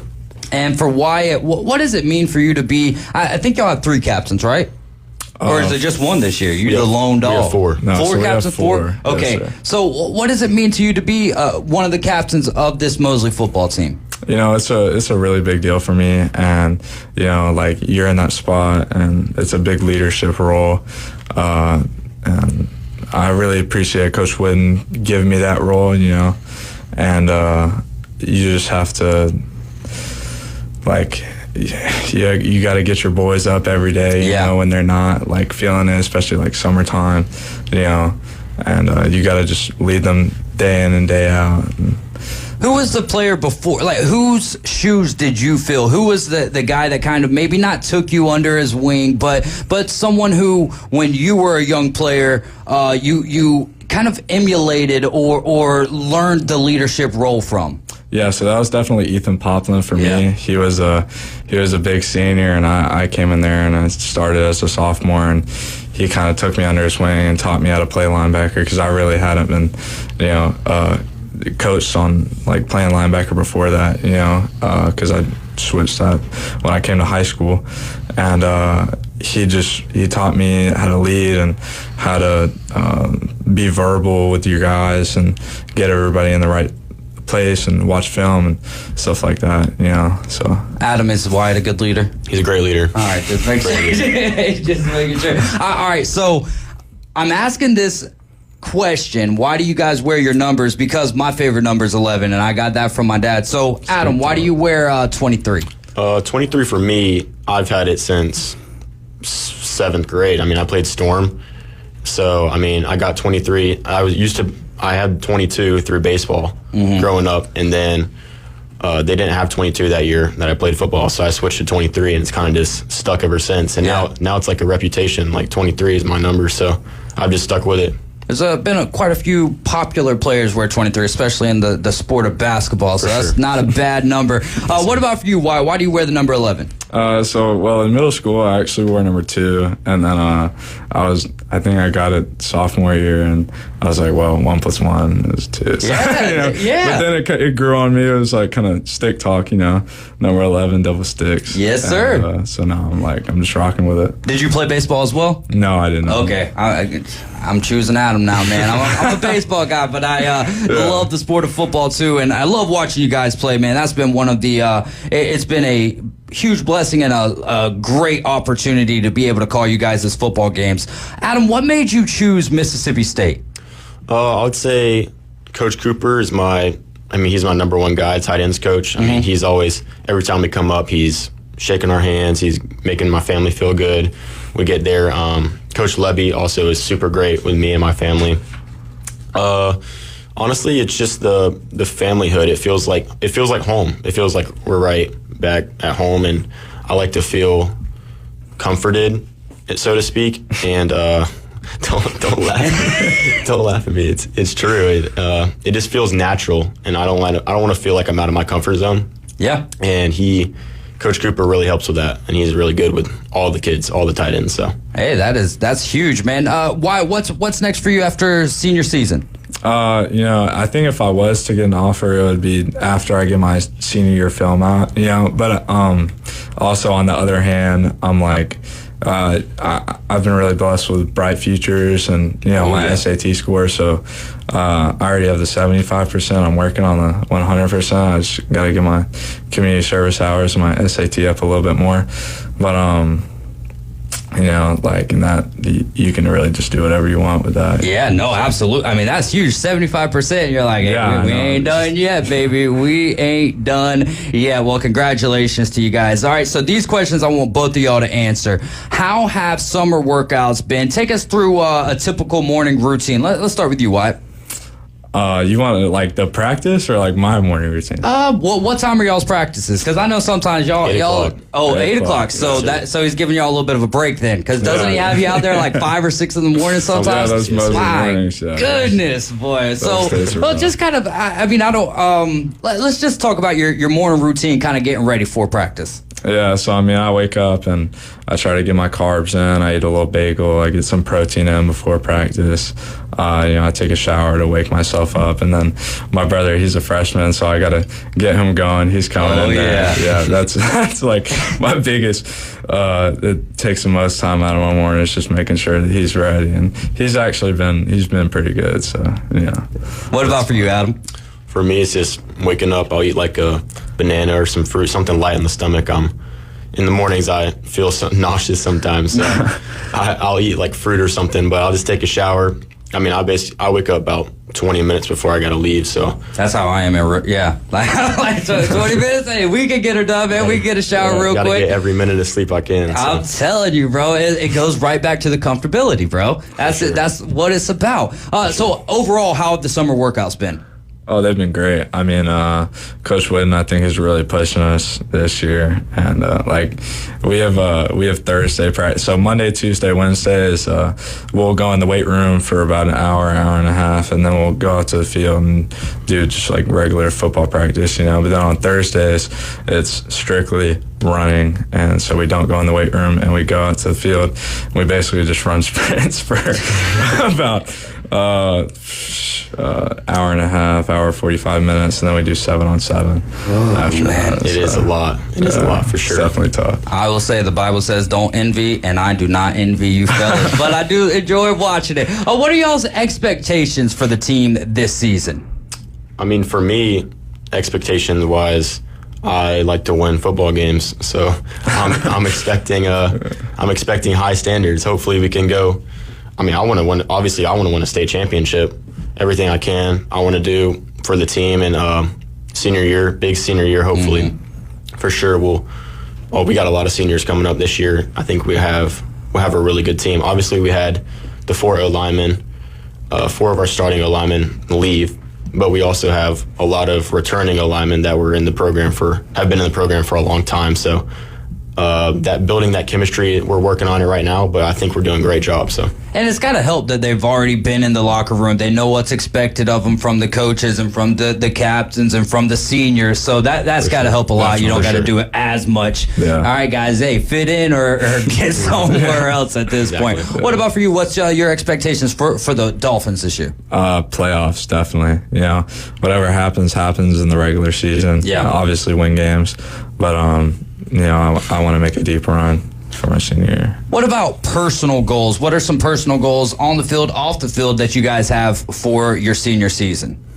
For me, on the field, it would be just speed. I've been speed training I personally took basketball and baseball off just to focus on my football, and speed has been a big part of that. Mm-hmm. I've gotten my speed down quite a bit. I want to finish those long end touchdowns runs this year, and me and Wyatt both have been training real hard, and we work together a lot. So, what about for you? Definitely, yeah. Mine's basically the same thing. I've been pretty good in the box, pretty physical, but outside, I think last year I lacked a little bit of speed, and this year I've actually cut down a little bit of weight and definitely got a lot faster. And so on some of these outside zone plays and things like that, I can just shoot in there and just faster than I was calling that number 11 a lot last year, bro. So that is good to hear. From freshman going into senior season, what area of the game do you think you have grown in the most? We'll start with you, Wyatt. Mentally, for sure. I mean, linebacker is such a mental position.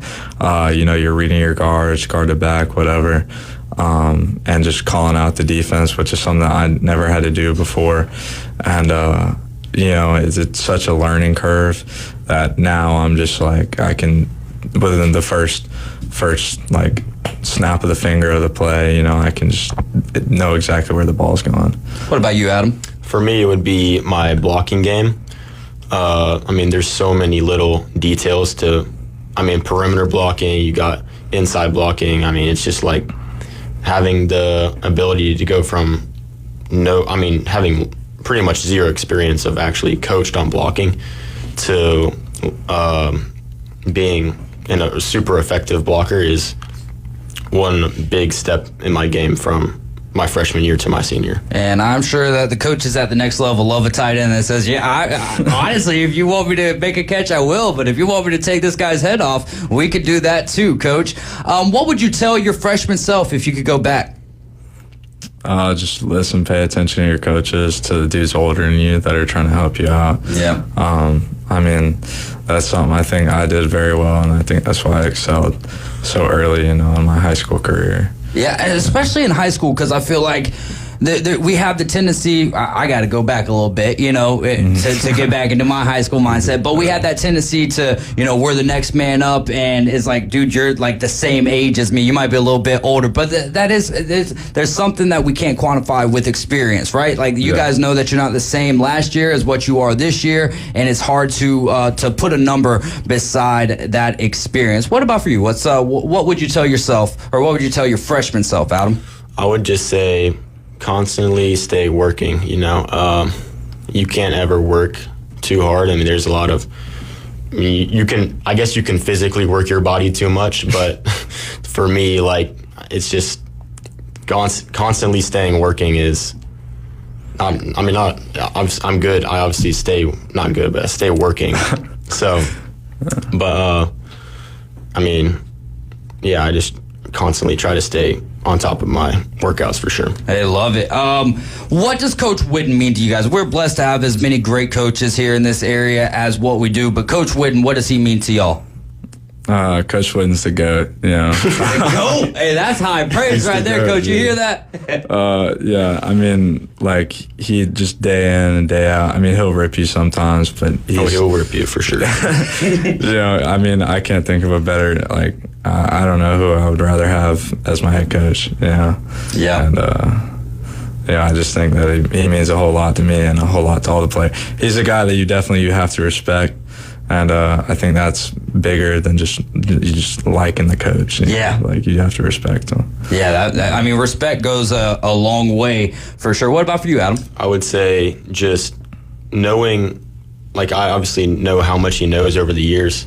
Just listening to him constantly talk about, all of the different defensive concepts, where to go, specific defenses here, zones, mans, all that. So, and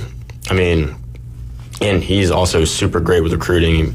He'll get coaches through there all the time at Mosley. So yeah, we have noticed that uptick for sure. Does he coach with the punters? Because I always see him out there when y'all are getting warmed up and everything. The man's always hitting the little coffin corners, Yeah, no, he definitely helps the punters out. He helps out everybody. Yeah, that's great stuff, man. It's been a pleasure getting to know him over the years. If you could describe your playing style in 3 words, what would they be? By the way, you're listening to ESPN Northwest Florida. We got senior football players with us. Adam Lanny is a tight end for Mosley, and Wyatt Fleming, he's a linebacker and captain for the Mosley Dolphins. Describe your playing style in 3 words. Adam, what you got? I would say physical for sure. I love physical players, love watching physical players, being a physical player. Smart, you got to be smart at the tight end. You got to know blocking schemes, you got to know all the routes, you got to know where the defense is at all the time. So, and then I would say smart and speed. Yeah. You got to know the speed of the game. I try to stay faster than the speed of the game. It's always easier to come back down if you need to, but I try to be as fast as I possibly can while playing. So, how about for you, Wyatt? So something Coach Whitten says is just go out there and run through faces, and I think that's something that I try to incorporate into my game as much as possible. And I think I'm a very physical player, and that's something that I take pride in. Like if I see a guard pulling, I'm just about to just run through his face. Run through face, baby. I like that. That makes me. I almost started jumping through the daggone glass window in the plays, like run through window. All right, whatever. Has the game? We always hear about this as you make the step from here to college football. The game's a lot more sped up, and then from college football to the NFL. Has high school football slowed down for y'all as you've progressed through it? I wouldn't say it's slowed down. I would just say it's more natural. You have a good feel of what's coming, like what's going to come in the games. So it's not slowed down. I think we've just sped up. Yeah, that's a great way to put it. Has it slowed down for you, or same answer as Adam? I think it's about the same as Adam, but I think it's also with experience. I think I've seen just about everything there is to see, from an offense, and so I think I'm just ready for whatever they can throw at me. Let's get into your hype playlist. Give me just one artist or one song, whatever you want to. But give me someone that you've got on your playlist. No, let's start with you. You're like, I don't think you like the question very much. I mean, I got a lot. I listen to a lot of rap before games. Yeah. Who's the go-to? Who's the artist that's just like gotta have? Fire you up before a game. I would say Young boy gets the job done. There you go, little NBA Young boy. All right, what you got? I've been digging some Y2B Fat recently. Okay, I don't know who that is, but I'll find out one of these days. He just dropped his new album. So all right, it's pretty fire. Hey, there you go. Who's the funniest guy on the team? Jay's Jernigan. Jay Jernigan is the funniest person on the team. Big Slime. Big Slime. That's what. Okay, all right. So Big Slime. So whenever I find out nicknames to you guys, they're said on the broadcast. So Big Slime is going to be talked about. Big Slime has some jokes for you. All right. Well, Big Slime might need to find himself into the CBC Construction Doghouse, and he'll be one of the next Mosley players that we talk to. Which coach gives the best pregame speeches? Coach Carter's got to be. I was about to say Coach Carter. I mean, sometimes he'll hit the heart with those speeches. So. Yeah. Hey, and if you got a name like Coach Carter, like you got to give good speeches at that point, right? What message do you guys have for the younger guys coming up behind you?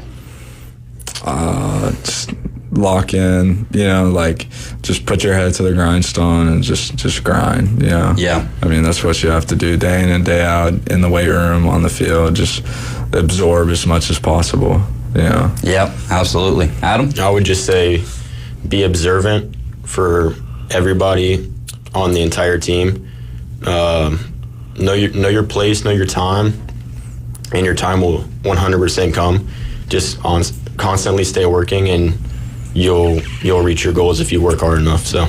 Hey, love it, man. Great stuff, guys. Thanks so much again for your time. Looking forward to the season. We had Adam Land, tight end for the Mosley Dolphins, Wyatt Fleming, linebacker for the Dolphins as well. Both going into their senior season, and we are hoping for a great one. You can hear all the Mosley Dolphin games right here on ESPN Northwest Florida. Guys, have a great rest of your summer. Enjoy waking up at 8 and hitting them summer workouts. But no, guys, it was great to get to know y'all a little bit better. Thanks for coming in, and have a great weekend. Thank you for having us on. All right, this is the Afternoon Underdogs here on ESPN Northwest Florida. Quick timeout. We'll be right back. We're going to be talking about 4 questions for the NFC East.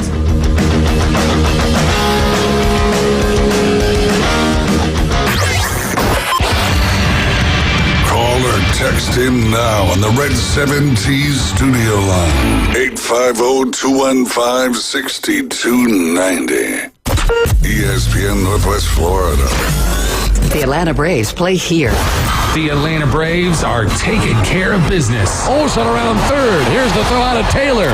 Throw to the plate. A dive, and he's in there. And tonight, the Braves return to Truist Park to stare down the division-leading Philadelphia Phillies. First pitch coming up at 6:15 on your spot for the Atlanta Braves on the Gulf Coast. ESPN Northwest Florida. This is Joanna with ESPN Northwest Florida with your Friday's weather. Tonight there will be very little wind, partly cloudy skies, and 78.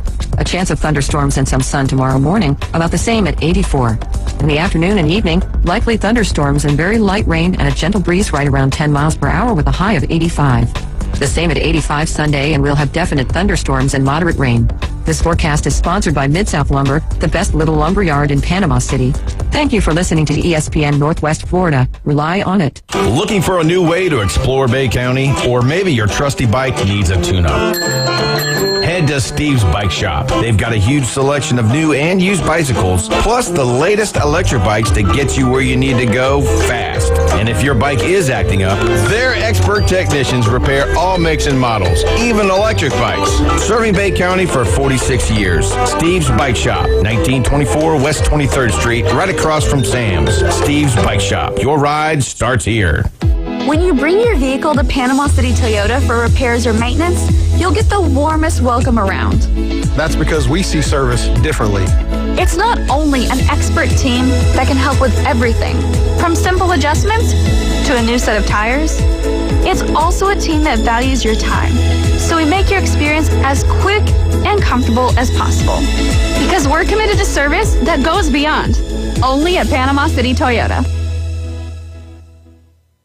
Now, we're live and local inside the CBC Construction Studios. Pound the like and crush the subscribe. Follow us on social media for the latest sports news, scores, and updates. Keeping you in the game. Now back to the Afternoon Underdogs, ESPN Northwest Florida. It's the PCB Hobby Takeover with Todd Mueller talking about coins, trading cards, collectibles, and the amazing stories behind them. The PCB Hobby Takeover with Todd, Mondays at 5:20 on 104.3 ESPN Northwest Florida. I'm David Hayes along with Caveman Rick and the Bone Crusher. This is ESPN Northwest Florida. We are the Afternoon Underdogs. We're inside of the CBC Construction Studios. Visit them at cbcconstruction.com or call them 850-747-3815 for all of your construction needs. Two Truths and a Lie still open. The Two Truths and a Lie. Your options are, you just got to pick out the lie. Ken Griffey Jr. and his dad once hit back-to-back home runs. The Braves have never won a World Series in Atlanta. And the Phillies mascot is called the Philly Fanatic. 850-215-6290. Two Truths and a Lie. Let's dive into the NFC East, Caveman Rick. We've got 4 questions. Those 4 questions is what is on the line for the quarterback this season, what team's been the most underrated move by each team, and what is the biggest concern for your team, and then also who wins the NFC East, which we're not making our official predictions. We'll be diving into that as we inch closer to the season, but this was an article from ESPN.com, so I want to give the article's response. Then we'll get your response specifically on the Eagles, and then I'll give my take as well. So when it comes to the quarterbacks, Jalen Hurts, Philadelphia Eagles, wants to be like Mike. The article states a spokesman for the Jordan brand, Jalen Hurts, spent time with MJ this offseason. He suggested, Hurts did, that he sought Michael Jordan's advice on what it takes to repeat as champions. As competitive as he is, it would be unwise of me not to seek knowledge from him and lean on someone like that. And so that's something I value a lot, Jalen Hurts said. Your thoughts on what's on the line for your quarterback this season? I think him reaching out to Michael Jordan was probably a good, smart thing. You want to, be a great player. Reach out to, players, that have had previous greatness, see what they might have to say, any kind of advice that they could give. And then obviously after you get that advice, heed that advice and then use it, pass it along to the rest of the teammates. So, I like what he did there. Can't hurt. There's some few other people, he might go, want to ask about, some things like that too. But, yeah, I like him doing that, and, showing that he's willing to, put the work in this year again, even though they just won, that they're still hungry. Yeah, I think that's what stands out to me. We're talking about a guy with incredible work ethic, and we've noticed that from his days at Alabama, from his days at Oklahoma, and then from his time here with the Philadelphia Eagles, and the humbleness, the humility that it takes. Obviously, it's Michael Jordan, so I don't know how, humble you have to feel going to Michael Jordan, right? Because you're going to one of the GOATs, or for most people's GOAT. But after you hit the precipice, or after you hit the peak, right, which is the Super Bowl, and that's what Jalen Hurts and the Eagles accomplished last year. Now you're going out, all right, how do we get back to this? Let me go to one of the greatest blueprints for how to repeat as a champion, because if you've ever watched The Last Dance, it's not just about what happens on the floor. There's so much that goes into it. Go back 2 years prior with the Eagles, right, where they had just come off the Super Bowl run, and they start out, 10-1, 11-1, something like that, and then it all fizzles out, which wasn't Jalen Hurts' fault. There was a lot of things going on, but guess what? He's in the same situation Jalen Hurts is. Fifth play caller for Jalen Hurts, which I think gets overlooked for how successful he's been in his career. That's just in the NFL. Yeah. You're not talking about in college as well. Or high school, yeah. Yeah, I mean, so like, he had movement in, different franchise or different teams, not franchises, in the college game. But yeah, like I said, I can't go wrong there. I'm really stoked. I'm looking forward to how things are going, even though we got a new, like I said, offensive coordinator, new play caller for him.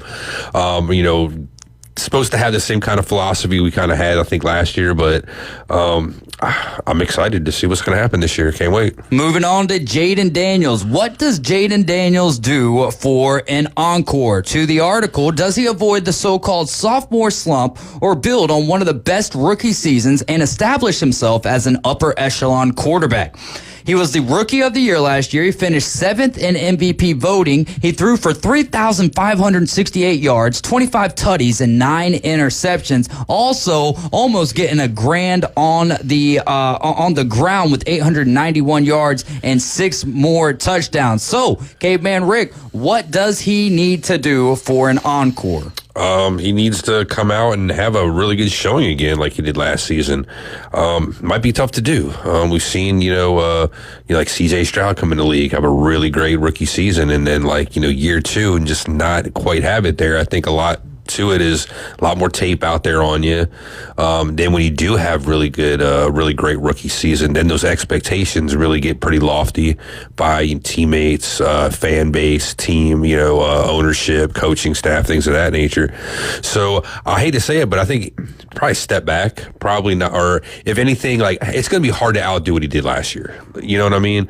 So for him to have back-to-back kind of seasons like that, I think it's kind of highly unlikely. So I think he's going to take a little bit of a step back. I think he'll come back to earth some. Yeah, I mean, I think that he can stay around those same numbers, but the ball had to bounce right for the Washington Commanders so many times last year for them to have the record that they did. So first things first, I'll say for Jaden Daniels is he needs to get on the line with Terry McLaurin and say, please, whatever you do not hold out of our where are we at right now? Going into not mandatory mini camp, but be there for the preseason. Be here for our workouts. Let's continue to work on our chemistry. That's the main, one of the biggest things I think that Jaden Daniels needs to be on the line with Terry McLaurin and make sure that they are building for next year. Because also, how does that season turn out last year if Jaden Daniels if the Bears don't collapse? That kind of felt like we saw how good they were, but that felt like one of the turning points of this team might be better than what we're giving them credit for. Oh, and how dumb are the Bears? But there was a lot of bounces that went the way of the Commanders. I think that you're going to have a very similar season to the Texans of last year, where it's like, look, the numbers are there, the wins and losses aren't necessarily there. We're going through some growing pains. But we still, we're still competing. We're still in football games, but the ball started bouncing the other team's way in some of these games. I mean, how many kicks did they have last year that was like boom off the post and in, right? Right, or like the Hail Mary. Yeah, right. That's the one That's the turning point for me. Yeah. So yeah, definitely. Like I said, I think step back a little bit, but yeah, still. They'll finish second, I think, in the division. All right, that's I think according to odds, the way that it's lining up is Philadelphia Eagles, Washington, Dallas, and then the Giants. Dak Prescott, according to the article, the job is not on the line. The Cowboys signed him to an extension through 2028 in September, and that made him the highest paid quarterback in the game. There is not an escape for the Cowboys until maybe after the 2027 season, according to the article, but the contract will be something Prescott will have to measure up to in 2025. Do you believe this? Do you believe that his job's not on the line? Because I feel like it's Tony Romo all over again. I don't think that they have the Dak Prescott behind or but I do think that his job is on the line. Maybe he gets it for the rest of the year, but daggum, over the last 5 years, what has it been for Dak Prescott? Injury. Yeah, I would say his job is pretty much on the line. I think if they go out and they have a bad showing, they don't do well in the first few games, I think there might be some issues there, and he might, they might look to do something else. Now, I don't know what the options are necessarily going to be. A lot can happen between now and the start of the regular season as far as preseason games, training camp, things like that. So if I was Dak Prescott, I'd have to go into this season thinking this is like, I don't want to say like a make or break because he's been in the league for a while, but you got to do something this year. I wonder, or else you're probably out. Is his job as much on the line as I'm thinking right now? Because one pretty big difference this year, right? You're going to have Brian Schottenheimer as the head coach. Does that buy Dak Prescott another season, being that it's a new, or does that intensify the fact that Dak Prescott has to line up with his guy? Yeah, go ahead. Yeah, you got that. Does that intensify it for Dak Prescott, the fact that he needs to get the job done? Because if not, Brian Schottenheimer could say, "Hey, Jerry Jones, I think we're going to go into a different direction this year, not this year, but going into 2026. So I don't think that his job is necessarily on the line, but there are a couple of factors that could leave his job up in the air for 2026. Russell Wilson salvaging and extending his career. The article goes to say that Jackson Dart had an up and down spring, but he's the job-saving card for head coach Brian Daboll and general manager Joe Shane. Should things not go well with Wilson at any point during the season? And we don't know what to expect. We're talking about the fourth team in 5 years, I believe, with Russell Wilson, after the Seahawks, going to the Denver Broncos, then to the Steelers. And now he's with the New York Giants, and it could be a rougher team, or a worse team. I think you can make the argument, but I would say he has the better wide receiver over there with the Giants and Malik Neighbors than what we're on to the Giants now and Russell Wilson. I think that he's got a better wide receiver in Malik Neighbors than what he did with the Steelers. It just depends on how you want to look at that with George Pickens. I feel like Malik Neighbors, I was going to say I feel like Malik Neighbors buys into the team a little bit more, but you could definitely tell that there was times last year where Malik Neighbors was disgruntled with the lack of targets he was getting, but that is kind of commonplace for wide receivers in the National Football League. So do you think Russell Wilson will outlast Jackson Dart this year and be the starter all year long? I mean, it's not just Jackson Dart, it's also Jameis Winston over there. Will Russ be starting the entirety of the year for the Giants? I think the only way we see Russell Wilson start the whole season is if he goes out there, I don't want to say has success right off the rip, but can't make boneheaded mistakes while he's out there. And I think the rest of the offense has to play with competence. If they can do that, I think he keeps his job for the foreseeable future. But because of the two quarterbacks they have waiting in the wings, right? If there's any hiccups there along the way, I think the hook's going to be pretty quick on them. And I don't think they'll go to Jackson Dart right off the cuff, though. I think after that, they'll go to Jameis, see what they got there, and then Jackson Dart, if he does get playing time because they have the two other, more veteran quarterbacks, it'll be way late in the season. Definitely after, I'm not sure when their bye is, but it would probably be when the season's 2/3 or 3/4 of the way over, if they actually just want to throw him in there just to see what they kind of have as far as an NFL starting quarterback goes. Yeah, but I think that it might not even last that long if the Giants just get sick of seeing what Russell Wilson brings to the table and then want to go Jameis Winston, and that still gives Jackson Dart a little bit of time there. If they are directionless, that'll end up happening. But I don't think Russell Wilson will be the starter for this Giants team, because the Giants team doesn't have enough across the board, I think, to really be competitive in the NFC East this year. And also, if it was like that, I wouldn't be playing Jackson Dart until the last 5 or 6 games of the year. I wouldn't even say that. Like how I was saying, maybe even the last 3 games or something. 3 games is fair, too. Something like that towards the very, very end, just so you can get a little sample size going into next year, knowing what you got. What's been the most underrated move by each team? To the article, then Caveman Rick will give his thoughts, and I'll give my thoughts. I don't have a lot of thoughts outside of this, though. But for Philly, it was drafting Ty Robinson in the 4th round. You had Jordan Davis, who is a fellow lineman. He said it's like he's been playing here for years. The Eagles need some interior players because they lost Milton Williams to the Patriots via free agency. But Ty Robinson last year finished with 7 sacks, 13 tackles for a loss, 4 passes defended for Nebraska last year, and he could very well be a factor into the rotation. And that's what we've seen over and over from the Eagles, is getting these defensive linemen and just becoming a great part of the team, young or not, right? Yeah. I can see this being one of the an underrated move by the team.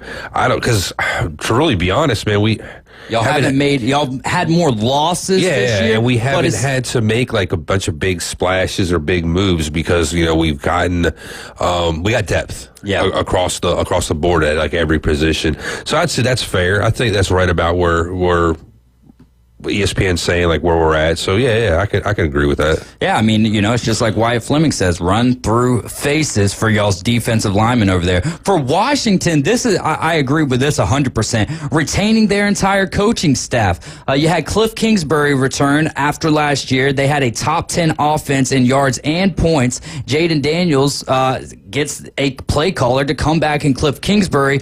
On top of that, 3 of Washington's offensive assistants interviewed for jobs elsewhere, but all of them came back, and that's something that the Eagles have been going through the growing pains of the last few years, is only having a coordinator on the offensive side and the defensive side for a year. But the Commanders are bringing back their entire coaching staff, and Dan Quinn over there did an incredible job, an unexpected job with the Commanders last year. Yeah, I would say, some of those, like the offensive assistants interviewing, I don't think they were going like for head coaching jobs. So if they were going someplace else, it might have been either to make a lateral move or maybe a small step up.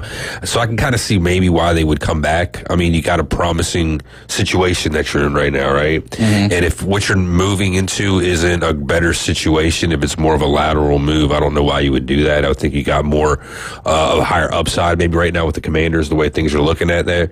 So I would say, that's a fair move. As far as underrated move for them, I don't know if you could come up with maybe. How about this? I mean, it's like the whole Debo franchise is I'll say Debo. I'm not even talking about players now. I was just thinking the Snyder stuff that's gone now, and now the talks about like new stadium and stuff like that, and bringing back the Redskins and logo, doing reinvigorating the franchise in that sense. So I think that might be more of an underrated move for the franchise in the grand scheme of things, because I think that's the kind of thing that nobody really even notices or talks about. How wild would that be, though? Like they go back to the Redskins, like, hey, we got rid of the bad owner, so now we could have Redskins as the logo again. Yeah, I think they got to pump the brakes on that. I don't think that's going to happen. Well, I mean, I know there's some talk about it. I just doing a retroactive move like that, I just think, I mean, then you're just admitting that you didn't do the right thing to begin with. You know what I'm saying? You're eating crow, and I just don't see that happening. I really don't. It maybe stirs up the turmoil a little bit more if they were to try to decide to go that direction. The Cowboys, unlike 2024, they actually have made a lot of moves to this point. They've traded for George Pickens. They've traded for Kenneth Murray Jr., the linebacker, and for the cornerback, Kyer Elam. But their underrated move was bringing back Dante Fowler Jr., who was with, I believe, the Commanders last year. So, that's I agree with that move. I mean, I don't think that the Pickens move is underrated, so I'll agree with Dante Fowler Jr. Get someone there on the opposite of Micah Parsons. I guess that's fair too. I mean, something that it has been talked about, so I don't know how underrated you might be able to put this as, but still, I think not signing Parsons is still like, it's that's to me, underrated? I think it's a very big deal, and I still think it needs to get, like, if I was Cowboys, more attention. You know what I'm saying? Like, I don't think it's being talked about enough, and being that way, I think that is kind of underrated in this sense. So I think, if you're a Cowboys fan and you really want your team to do something, you guys got to figure that out, because if not, man, you guys are in trouble. Well, the Giants had a large issue, a tough issue with their defensive backfield last year. So this article says Paulson Adebo is the underrated move for the Giants. He's not a household name, but he gives the Giants a proven player at the position. They've also have a better defensive backfield this year after signing Paulson Adebo and the safety Javon Holland. So I do love that move to bring Javon Holland. You guys are riding with the Afternoon Underdogs. This is ESPN Northwest Florida. We've got 2 more questions to ask for the NFC East, and we will do so when we return for our final segment of the afternoon. It's David Hayes, Caveman Rick, and the Bone Crusher. We're taking your calls at 850-215-6290.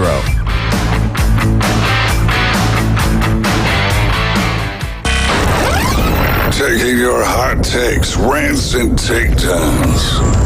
Let's hear it on the Red 7T studio line. 850-215-6290.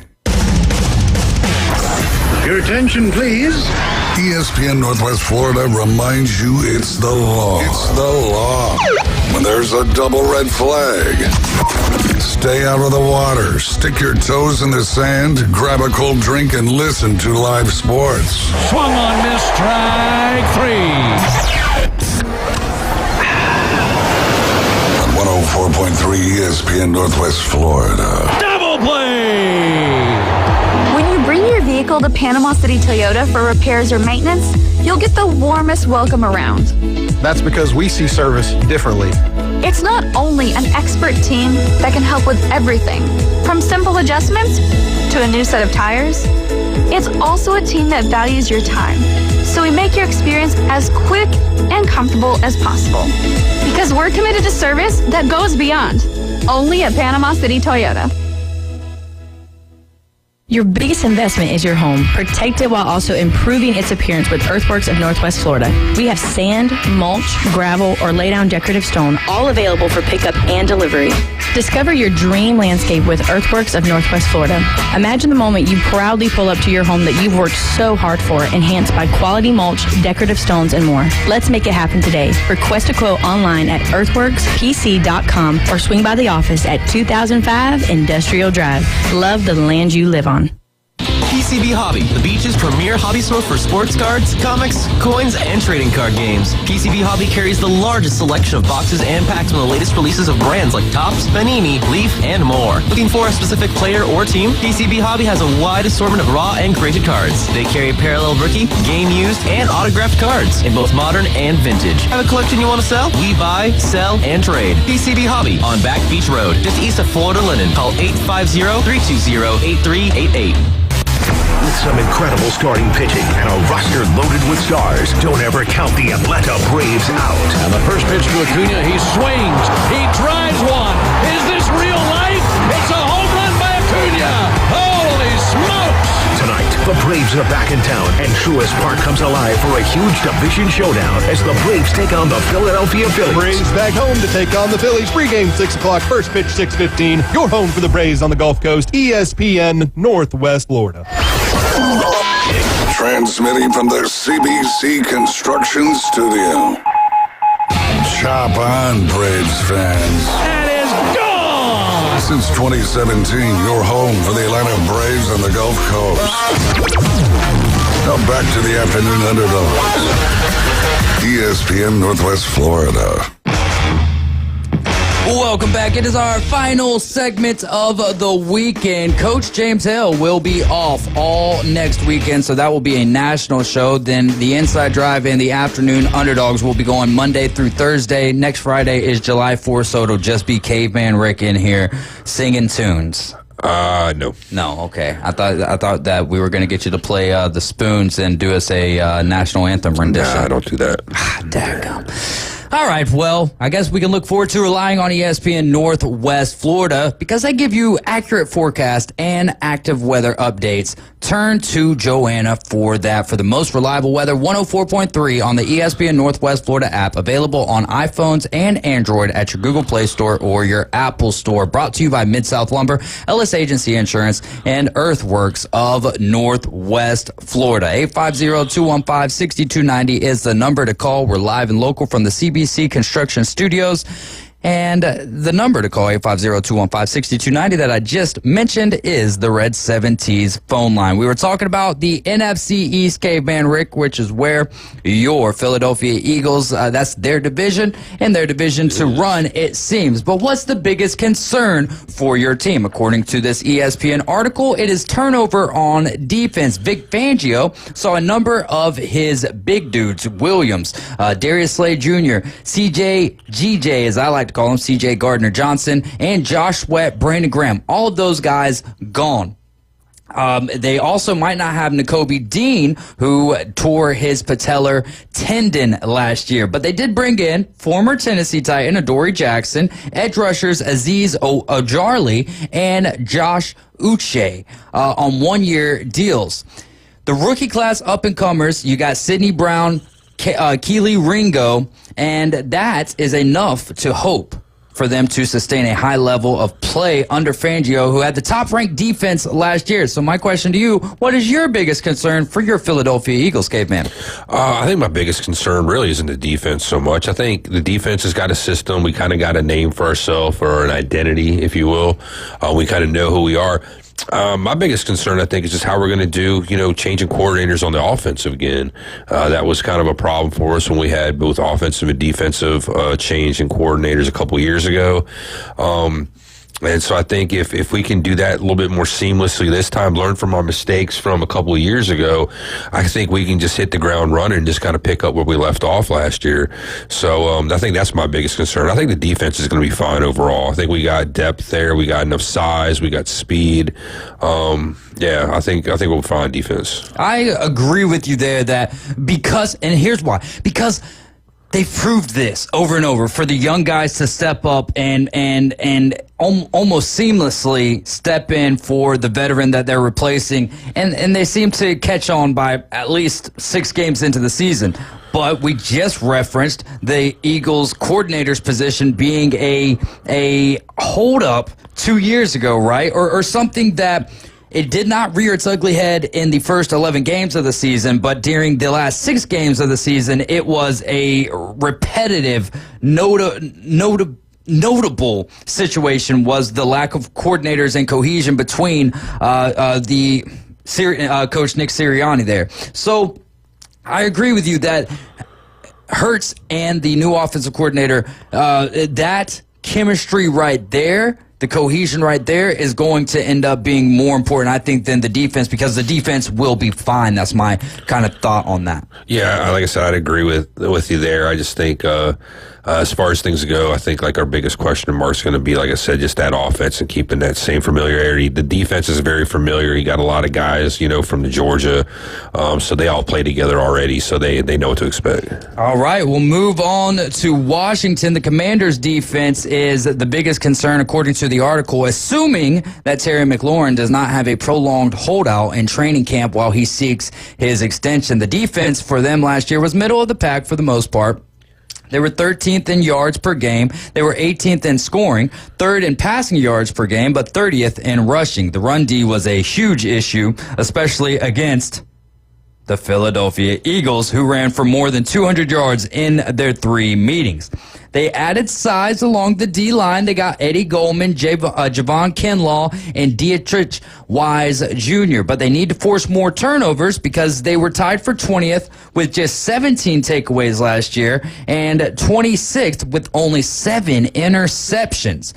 One reason they drafted Trey Amos, who intercepted 3 passes himself at Ole Miss in the 2nd round last year. So I think that the Terry McLaurin prolonged holdout in this situation is actually a bigger concern than the defense at this point. But then right behind that, we're talking about the National Football League. So if there's not a concern for your defense, then the trenches aren't going to be where they need to be, and you're not going to be where you want to be if you are a contender. As we move on to Caveman Rick's second favorite team, the Dallas Cowboys. Can they slow down the run? That was the big issue for last year. They could not stop the run for anything, and the one run we talked about, or the one move that they made earlier, Dante Fowler Jr., you know that's going to affect the passing game when they're on defense, but will it affect the run game? So that is what we're looking at for Dallas being the major concern. One concern I've got is, will the new coaching staff gel together? There's so many question marks with Dallas. Jerry Jones seems to run the organization into the ground and then just hires yes men as the coach. So will this coaching staff gel together? And I think that you've answered this, and just about everyone else, the best way that you can. As long as Jerry Jones is in control of the Dallas Cowboys franchise, it just doesn't look good. Yeah, I've been saying that for 20 years now. What's hurting them? I guess you could say whether or not the coaching staff will gel together. It doesn't matter who you got. I don't think Aaron McCarthy, Schottenheimer, Jason Garrett, the last coach that was probably empowered to a point was probably Jimmy Johnson. You might say Bill Parcells might have had a little empowerment for a short while he was there, but outside of that, like you said, it's Jerry's show. So Yeah, they need a lot of help, man. And I think really the big thing is the defense. I think they really need to make sure the defense is going to be all right, because I think the offense is still going to have some woes. Not so sure about Dak Prescott. Wide receivers have been kind of You got CeeDee Lamb and George Pickens added into the mix. But they still, they have to come in and they have to actually perform, play well. They got to gel. Well, I was just going to get to that. I think their running game might be a little bit better this year than it was last year. So if the running game is better, it'll alleviate and open up some of the stuff like in the passing game, and that might help stuff out for them. But it all remains to be seen. Like I said, that team's just such a question mark, because they could be a dangerous team if they get their stuff together and they start playing right. They could do some damage. We've seen it a couple years ago, but like this, they got to do it, man. They gotta have a like cohesive vision and just put it through them and make it work. I don't think their run game is going to get any better this year, though. Javonte Williams, who's had injury after injury over there with Denver, so that's kind of a hope, right? Miles Sanders, who improved at Carolina compared to how he was with Philly, right? Those are your top two running backs. Then you go to Jadon Blue and Deuce Vaughn. So I don't think that you improved there. I think that you have improved in the wide receiver area. Jake Ferguson's a great tight end. We're used to the Cowboys having a good offensive line. But then here's what surprises me. If Dak Prescott goes down, it's not going to be relying on Cooper Rush. It's not going to be Will Grier. It's going to be Joe Milton, who had some success over there with the Patriots and was highly hyped out of Tennessee. So I'm looking for that. Maybe Joe Milton is the next Dallas Cowboys quarterback and comes in and takes Dak's job like Dak took Tony Romo's. Caveman Rick, has been a great week with you. Appreciate you filling in for James this week, and we'll do it again next week. Bone Crusher, as always, my man, thanks for keeping us on track and on time, and for everything coming out of these speakers sounding beautifully amazing. For Bone Crusher, Caveman Rick, I'm David Hayes. We're the Afternoon Underdogs. This is ESPN Northwest Florida. Braves are coming up next. Y'all have a great weekend. Just remember, Jesus loves you, and so do I.